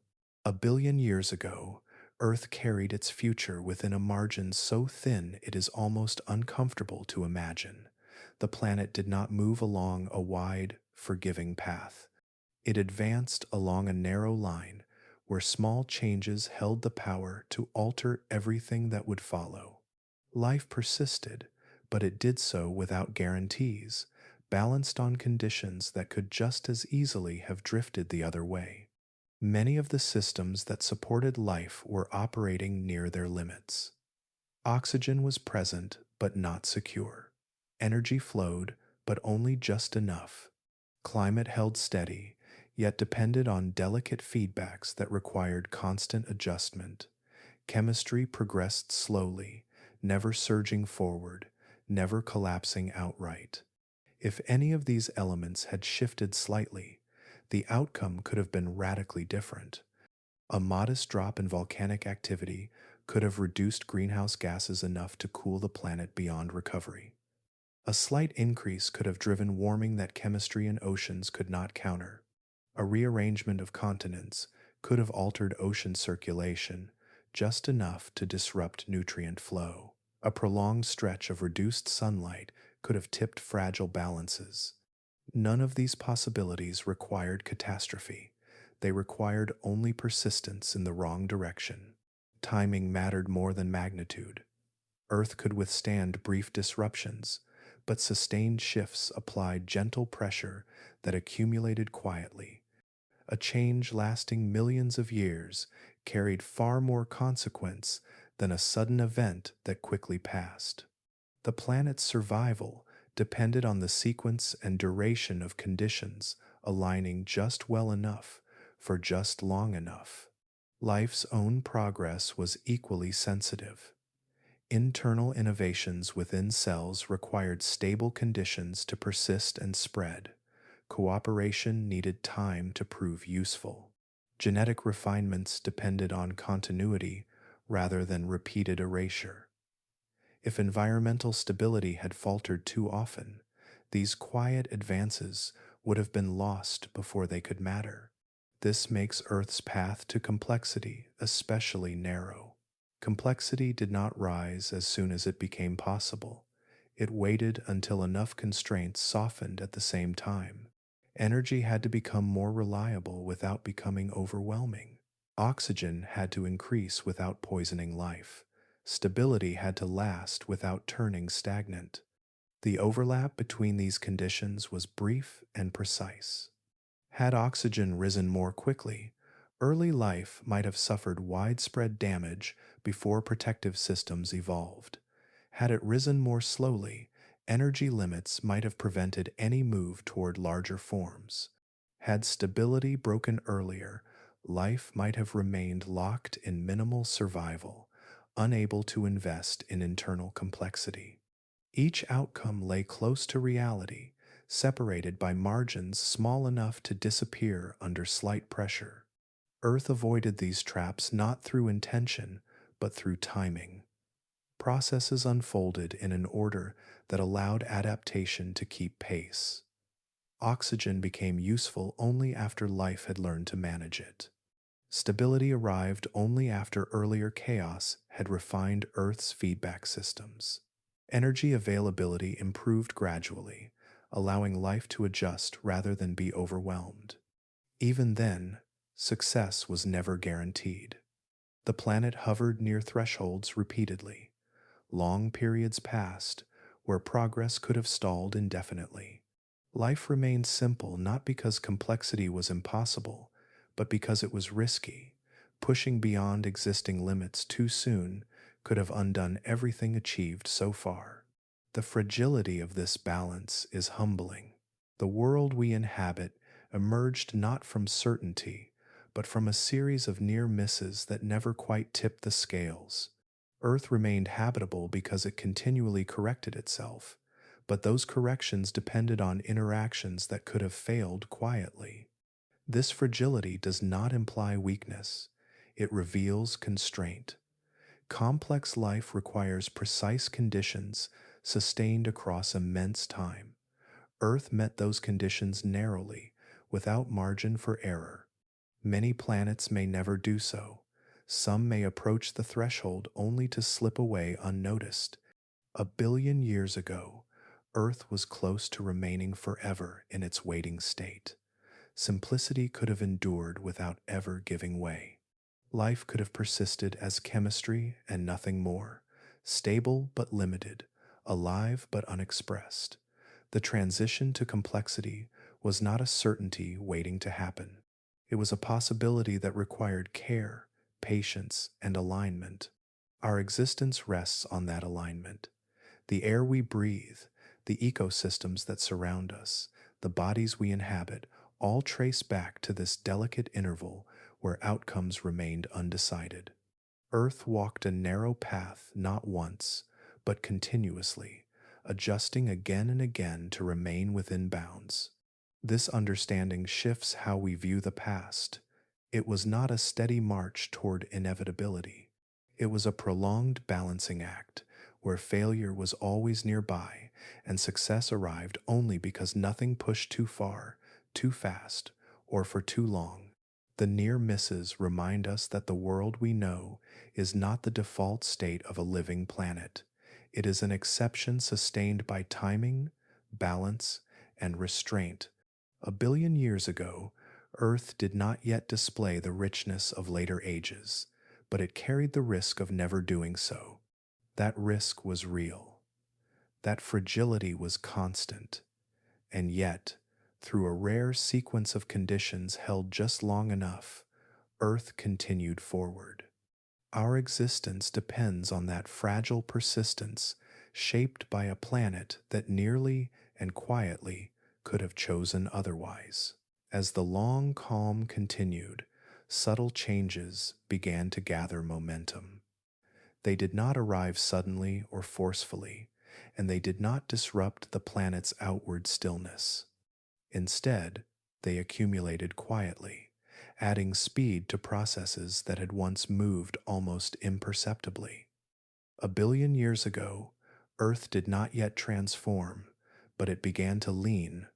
Environmental rhythms that had long repeated themselves with near sameness started to drift.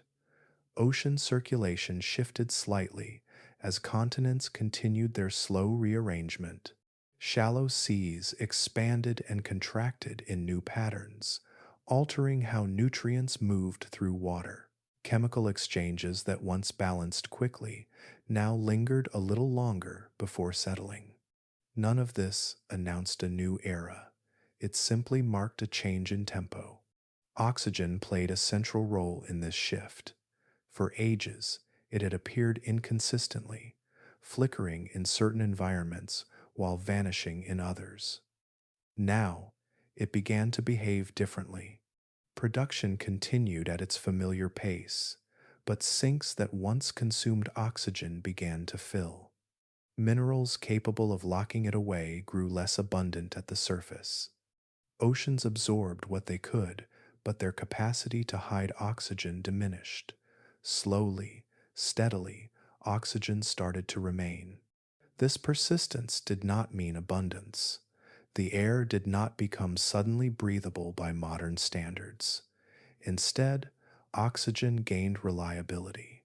In certain zones, it stayed present long enough to matter. Chemical reactions that depended on oxygen could proceed more consistently. Energy extraction became more efficient where oxygen lingered. Life did not change shape because of this. It gained opportunity. With more reliable oxygen came expanded ecological possibilities. Metabolisms that once functioned only intermittently could now operate for longer stretches.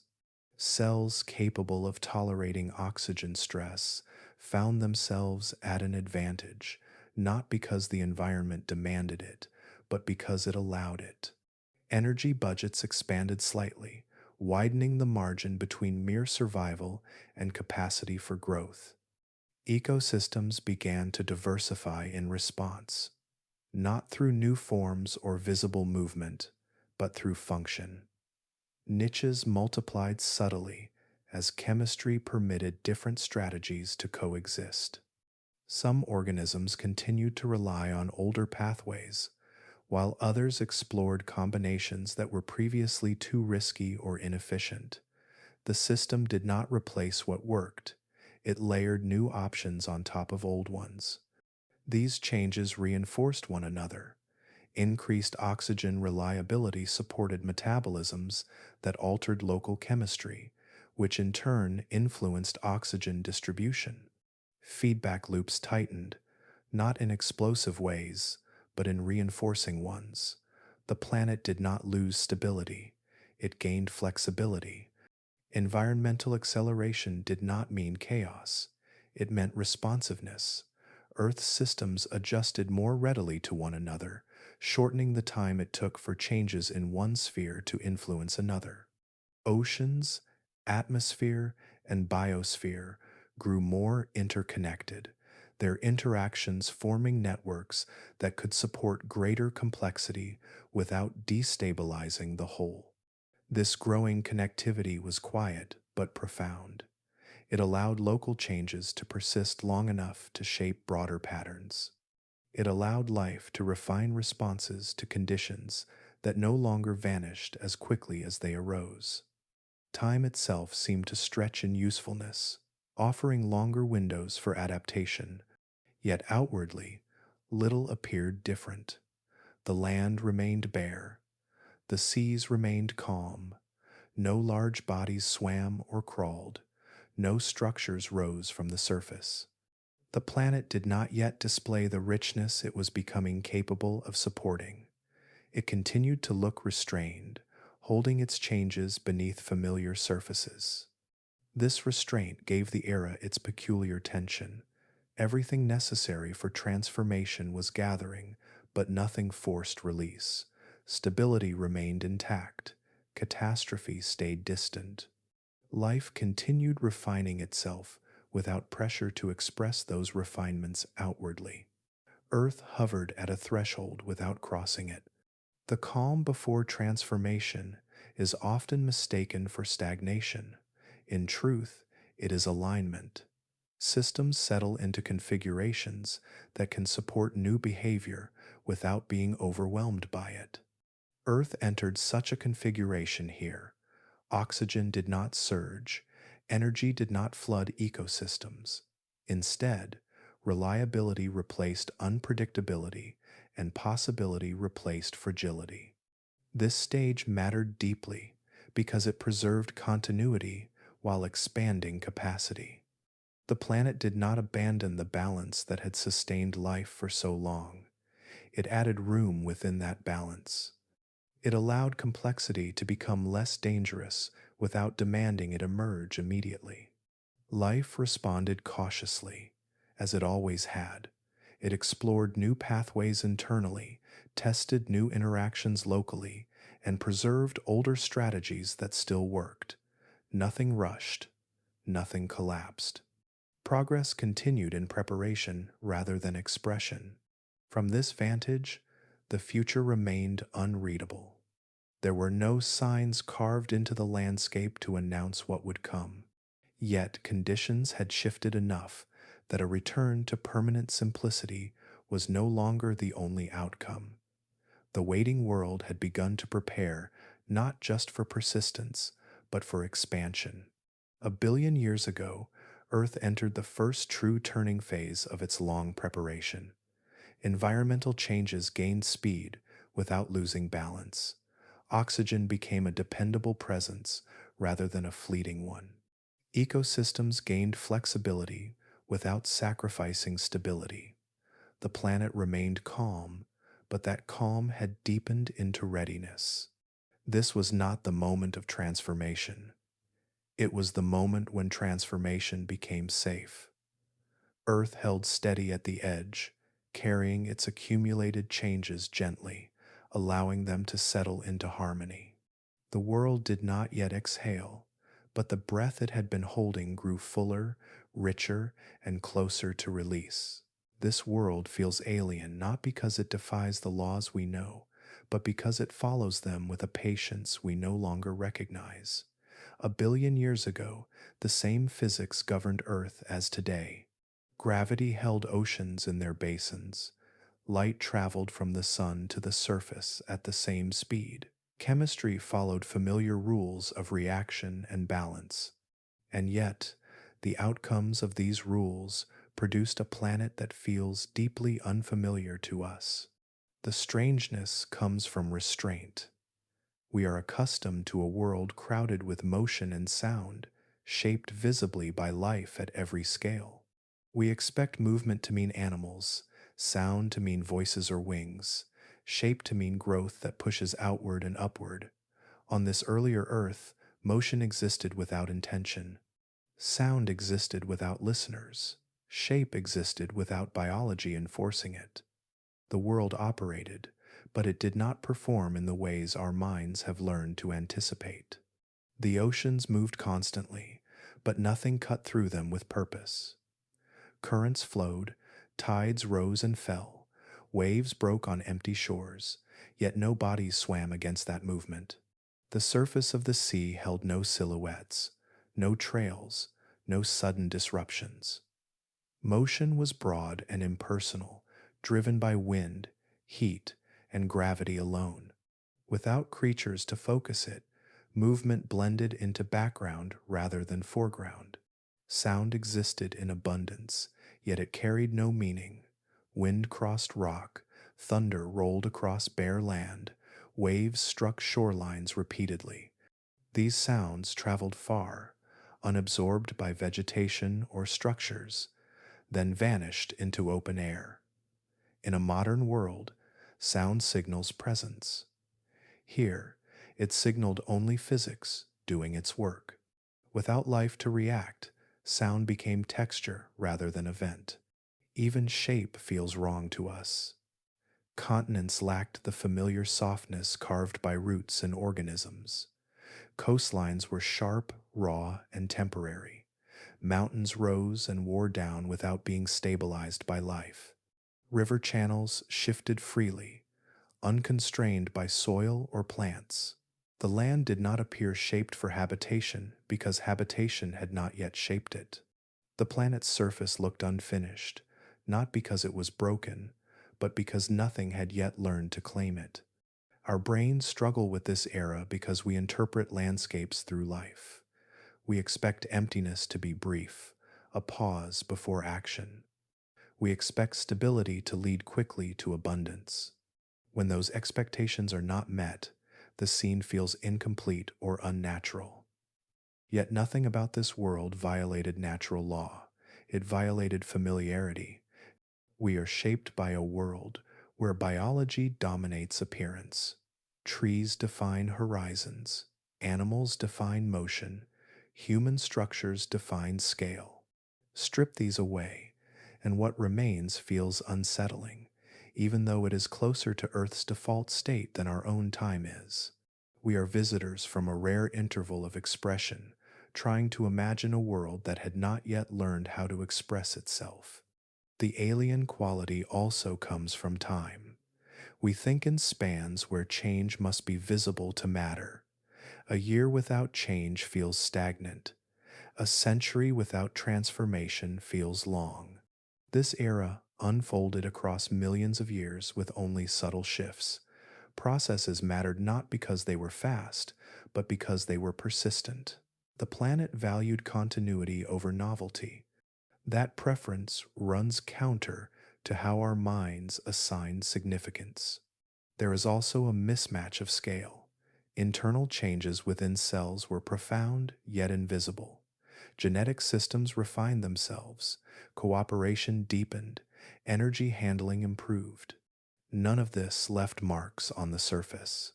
Our instinct is to equate importance with visibility. Here, importance hid beneath the surface, accumulating without display.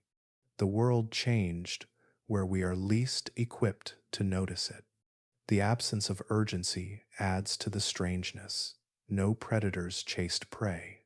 No organisms fled storms. No life responded dramatically to danger. The planet did not escalate. It absorbed. Without urgency, scenes feel unfinished to us, as though something essential is missing. In reality, urgency is a late addition to Earth's story, not a requirement for it. This world feels alien because it predates expectation. It existed before narratives of progress, competition, and expansion took hold. It was a world still learning what it could sustain, not rushing to demonstrate that potential. Simplicity was not failure, it was alignment with conditions that rewarded patience. Calling this Earth alien does not mean it was distant from us. It was distant in sequence, not in space. It was our planet, operating under the same rules, but earlier in its learning. The alien feeling comes from encountering a version of Earth before it developed the features we now use to recognize it. There is comfort in realizing this. The unfamiliarity does not signal wrongness, it signals youth. This was Earth before it learned how to fill its own spaces, before life learned how to shape the planet visibly. The silence was not emptiness, it was preparation without announcement. In this way, the alien nature of a billion-year-old Earth becomes understandable. It feels strange because it does not mirror our assumptions. It asks us to imagine a world where physics does not yet serve biology's spectacle, where sound and motion exist for their own sake, and where importance hides in places we have learned to overlook. This Earth was not unfinished by accident, it was unfinished by timing, and that is why it feels so distant. Not because it was governed by different rules, but because it lived by the same rules at a much earlier moment in their unfolding. Earth never truly lets go of what it has been. Even after continents shift, oceans rearrange, and life transforms the surface beyond recognition, traces of earlier worlds remain quietly embedded within the planet itself.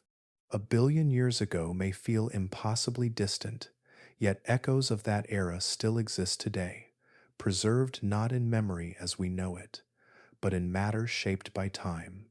Deep within ancient rocks, chemistry still carries the imprint of those quiet ages. Layers of stone, formed in long vanished seas, hold ratios of elements that speak softly of oxygen levels, ocean chemistry, and slow biological activity. Iron deposits record when oxygen was scarce and unstable. Carbon trapped within minerals hints at life that worked patiently long before it learned to leave visible forms behind. These signals were locked in place not by intention, but by geology doing what it has always done, recording conditions as they pass. Some of the oldest surviving rocks on Earth originated during or near this long era of calm. They have endured collisions, burial, pressure, and heat, yet portions of their original chemistry remain intact. When these rocks are studied today, they reveal gradients rather than events, slow transitions rather than sudden breaks. The story they tell is not one of catastrophe, but of persistence. Earth's surface has been recycled countless times, yet not everything is erased. Plate tectonics drags crust downward and raises new land upward, but fragments escape complete destruction. Tiny mineral grains survive multiple cycles, carrying isotopic signatures that predate the landscapes they now occupy. In these grains, the planet's earlier states remain legible to those who know how to read them. The oceans, too, remember. Salts dissolved in modern seawater trace their origins back through innumerable cycles of evaporation and renewal. Some chemical balances reflect conditions established long ago, maintained through continuity rather than reinvention. Even the way the oceans interact with the atmosphere carries inherited patterns shaped during Earth's early learning phases. This persistence of memory is not limited to chemistry. Earth's structure itself reflects its past. The arrangement of continents, the presence of stable cratons, and the depth of sedimentary basins all trace back to earlier configurations. Regions that resisted change in ancient times often continue to do so, acting as anchors around which the planet reshapes itself. Stability leaves physical marks. Life also carries Earth's memory forward. Modern biological processes rely on pathways refined during eras when life remained microscopic and patient.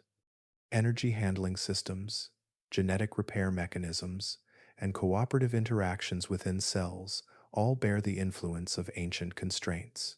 These features were not designed for modern ecosystems. They were shaped for survival under conditions that demanded restraint. Earth never fully forgets its past because forgetting would require complete renewal. That never happens here. Change on this planet is cumulative rather than absolute.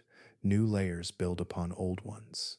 New systems incorporate existing structures. Even disruption reuses what came before, transforming rather than deleting it. This continuity makes Earth a living archive. Unlike a written record, it does not organize its memory neatly. Information is scattered, encoded in stone, water, and living systems. Understanding it requires patience, much like the processes that created it. Each discovery offers only a partial glimpse, a fragment of a larger narrative that can never be fully reconstructed, only approached. The quiet era a billion years ago left fewer obvious monuments than later ages, yet its influence runs deep. It shaped the baseline from which complexity emerged. The planet learned how to stabilize climate, regulate chemistry, and sustain life without extremes. Those lessons remain active today, embedded within feedbacks that still protect habitability. Even the apparent emptiness of that world left its mark. The absence of land life allowed erosion patterns unlike those of later ages, influencing sediment distribution that still affects groundwater flow and mineral deposits. The lack of predators shaped evolutionary pathways that continue to influence how organisms cooperate and regulate themselves internally. When we look at Earth today, we see a planet filled with motion, sound, and diversity. Beneath that abundance lies a quieter foundation. The systems that allow forests to grow, animals to breathe, and oceans to teem with life were not invented suddenly. They were prepared carefully during long intervals that left little visible trace. Earth's memory is not sentimental. It does not preserve the past out of attachment. It preserves it because preservation is the default outcome of gradual change. Materials persist unless acted upon. Structures endure unless broken. Processes continue unless interrupted. Time adds layers, but it rarely starts over. This is why studying ancient Earth is not an exercise in nostalgia. It is a way of understanding the conditions that still support life now. The stability we rely on today rests on balances first achieved long before complexity appeared. The planet carries that knowledge forward, expressed through resilience rather than recollection. A billion years ago, Earth was quiet, restrained, and patient. Those qualities did not vanish when the planet changed. They became part of its character. They remain present in the way the climate moderates itself, the way oceans buffer change, and the way life adapts incrementally rather than all at once. Seen this way, Earth is not just a stage where history happened, it is the historian itself. It records, stores, and transmits the consequences of its own past. The rocks beneath our feet, the water in the oceans, and the cells within our bodies all carry traces of worlds that no longer exist at the surface. The planet does not remember as we do. It remembers by continuing, and in that continuation, The quiet world of a billion years ago still speaks, softly but persistently, through the living archive that Earth has always been. As this long era drew toward its close, life found itself nearer to a boundary it could not recognize. No signal announced the approach. No shift in the sky or sea declared that a line was being crossed. Yet beneath the calm surface of familiar cycles, conditions were converging. The planet was approaching an edge, not sharply defined, but real nonetheless. Life continued exactly as it had for countless generations. Cells divided, communities persisted, energy moved along pathways refined by patience. Nothing in the daily experience of a microscopic organism would have suggested that anything fundamental was changing. Survival still depended on restraint, efficiency, and tolerance. The world did not feel different, and yet the rules governing what could exist were quietly expanding. This is how thresholds often arrive in deep time, not as events, but as alignments. Oxygen had become more reliable, lingering where it once vanished quickly. Energy sources grew slightly more generous, not abundant, but steadier. Chemical layers in the oceans shifted their boundaries slowly, creating wider zones where different metabolisms could overlap. Stability endured long enough for these changes to interact rather than cancel each other out. None of these developments was dramatic alone. Together, they formed a new background state. Life did not sense this state as an opportunity. It simply operated within it, continuing its cautious refinement. Yet the environment itself was becoming more permissive, less fragile, more capable of supporting experiments that previously would have failed quietly. Complexity, long delayed, was no longer forbidden by circumstance. It was not inevitable, but it was allowed. The difference mattered.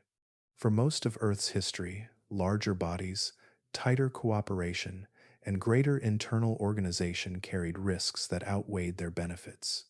Energy shortfalls, oxygen instability, and environmental volatility made ambition dangerous. Now, those risks softened just enough to be survivable. This shift did not require life to invent something entirely new. The tools were already present.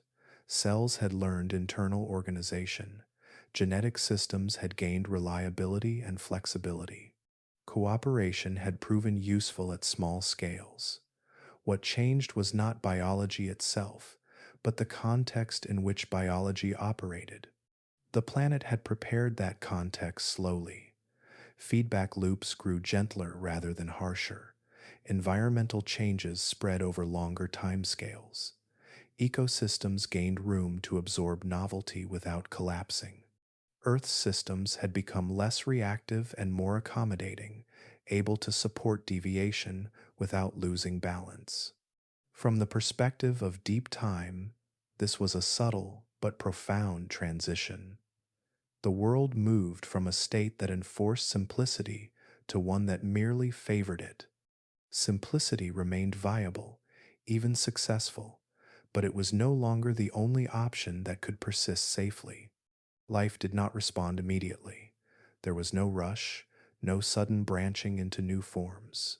Evolution continued at its measured pace, testing variations incrementally. Some experiments likely failed, dissolving back into the microbial background without leaving trace. Others endured just long enough to matter. This is the quiet moment where futures are set in motion without announcement. No organism knew it stood near a turning point. No environment declared itself ready. Yet the alignment of conditions meant that the outcome of small changes could now differ from before. A slight increase in cooperation might persist instead of fading. A modest increase in size might survive where it once could not. Internal complexity might support external expression rather than remaining hidden. The edge of change is not a dramatic place. It does not look like a transformation. It looks like continuity, with a slightly altered slope. The planet remained calm. The oceans stayed quiet. The land stayed bare. But the direction of possibility had shifted. What makes this moment remarkable is its invisibility. Had Earth been observed at this time, nothing would have suggested an approaching future filled with movement, sound, and form. The surface world offered no hint. Only in retrospect does the alignment become clear. Earth had not guaranteed complexity, it had merely ceased to prevent it. That distinction defines the fragility and rarity of what followed. Complexity would still require time, persistence, and further adjustment. The edge of change did not deliver outcomes, it opened doors. Life approached that edge unknowingly, carried forward by the same habits that had sustained it for eons. It did not prepare for transformation. It prepared me for survival. The fact that survival could now support more than it once could was a property of the planet, not a choice of life. In this way, a future began without intention. Conditions aligned quietly, and alignment was enough. What followed would unfold slowly, unevenly, and without certainty. But the path had widened just enough to allow exploration beyond the narrow corridor that had defined so much of Earth's history. The planet had done its work patiently. It balanced forces, moderated extremes, and accumulated change without spectacle. Life had done its work equally quietly, refining itself inwardly and cooperating cautiously. Together, without coordination, they arrived at a shared threshold.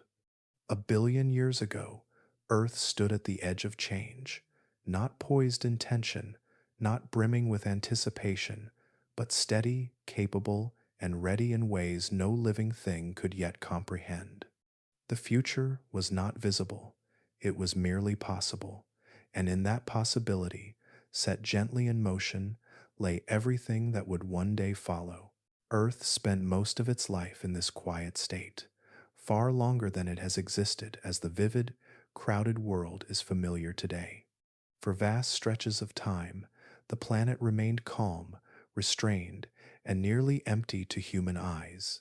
Oceans rolled without swimmers, land endured without green. The sky watched over a surface that changed slowly, patiently, and without display. This was not a brief chapter, it was the dominant condition of Earth itself. When measured honestly, the lively planet we know is a newcomer. Forests, animals, flowers, and voices occupy only the most recent sliver of Earth's long history. Everything before that was defined by stillness and subtlety. This perspective reshapes how the story feels. The quiet world was not an early failure waiting to be corrected, it was Earth's default state. Life survived through that calm not by striving for expansion, but by mastering restraint. It learned to endure scarcity, instability, and slow change. It refined chemistry before shape. It invested in patience rather than ambition. That long preparation gave Earth depth rather than immediacy. Complexity, so familiar today, was never promised. Nothing in physics or chemistry demanded that life become visible or dramatic.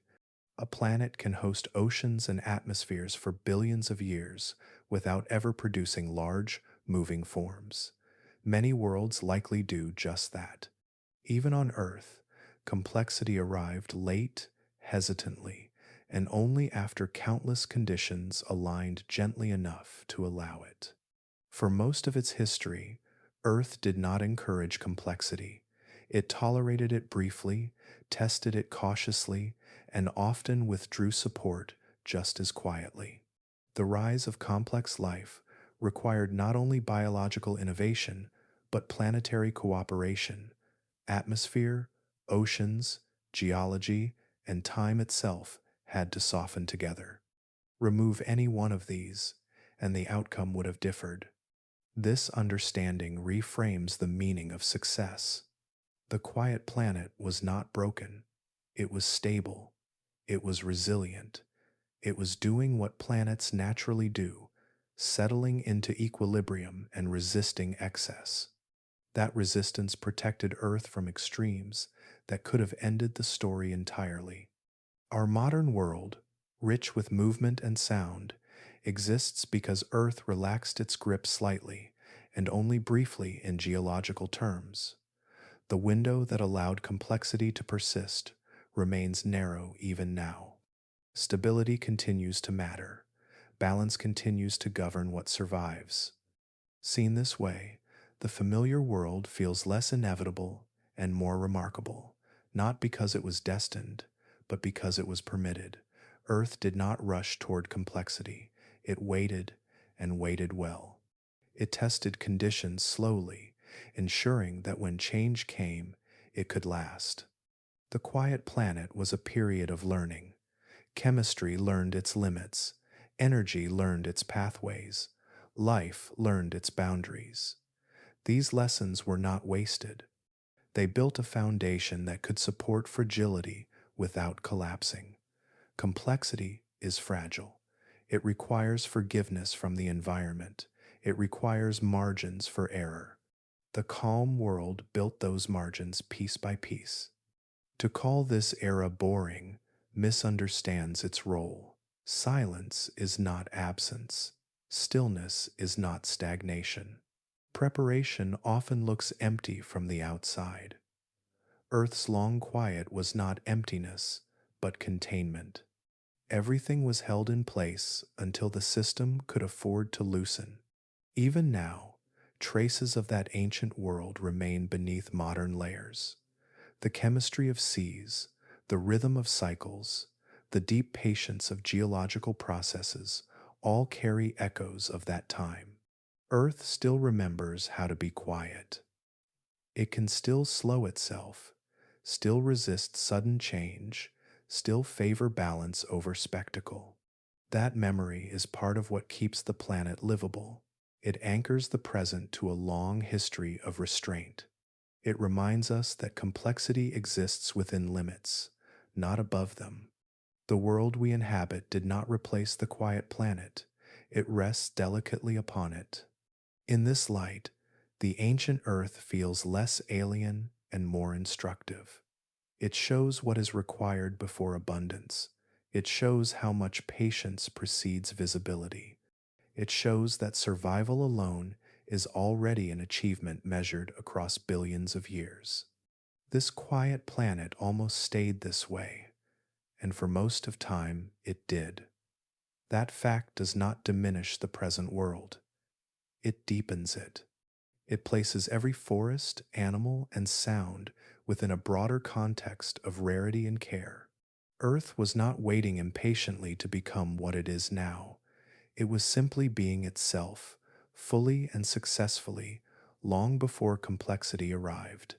When change finally came, it built upon that success rather than correcting a mistake. The story of Earth is not one of escape from emptiness, but emergence from patience. The calm was not an obstacle, it was preparation.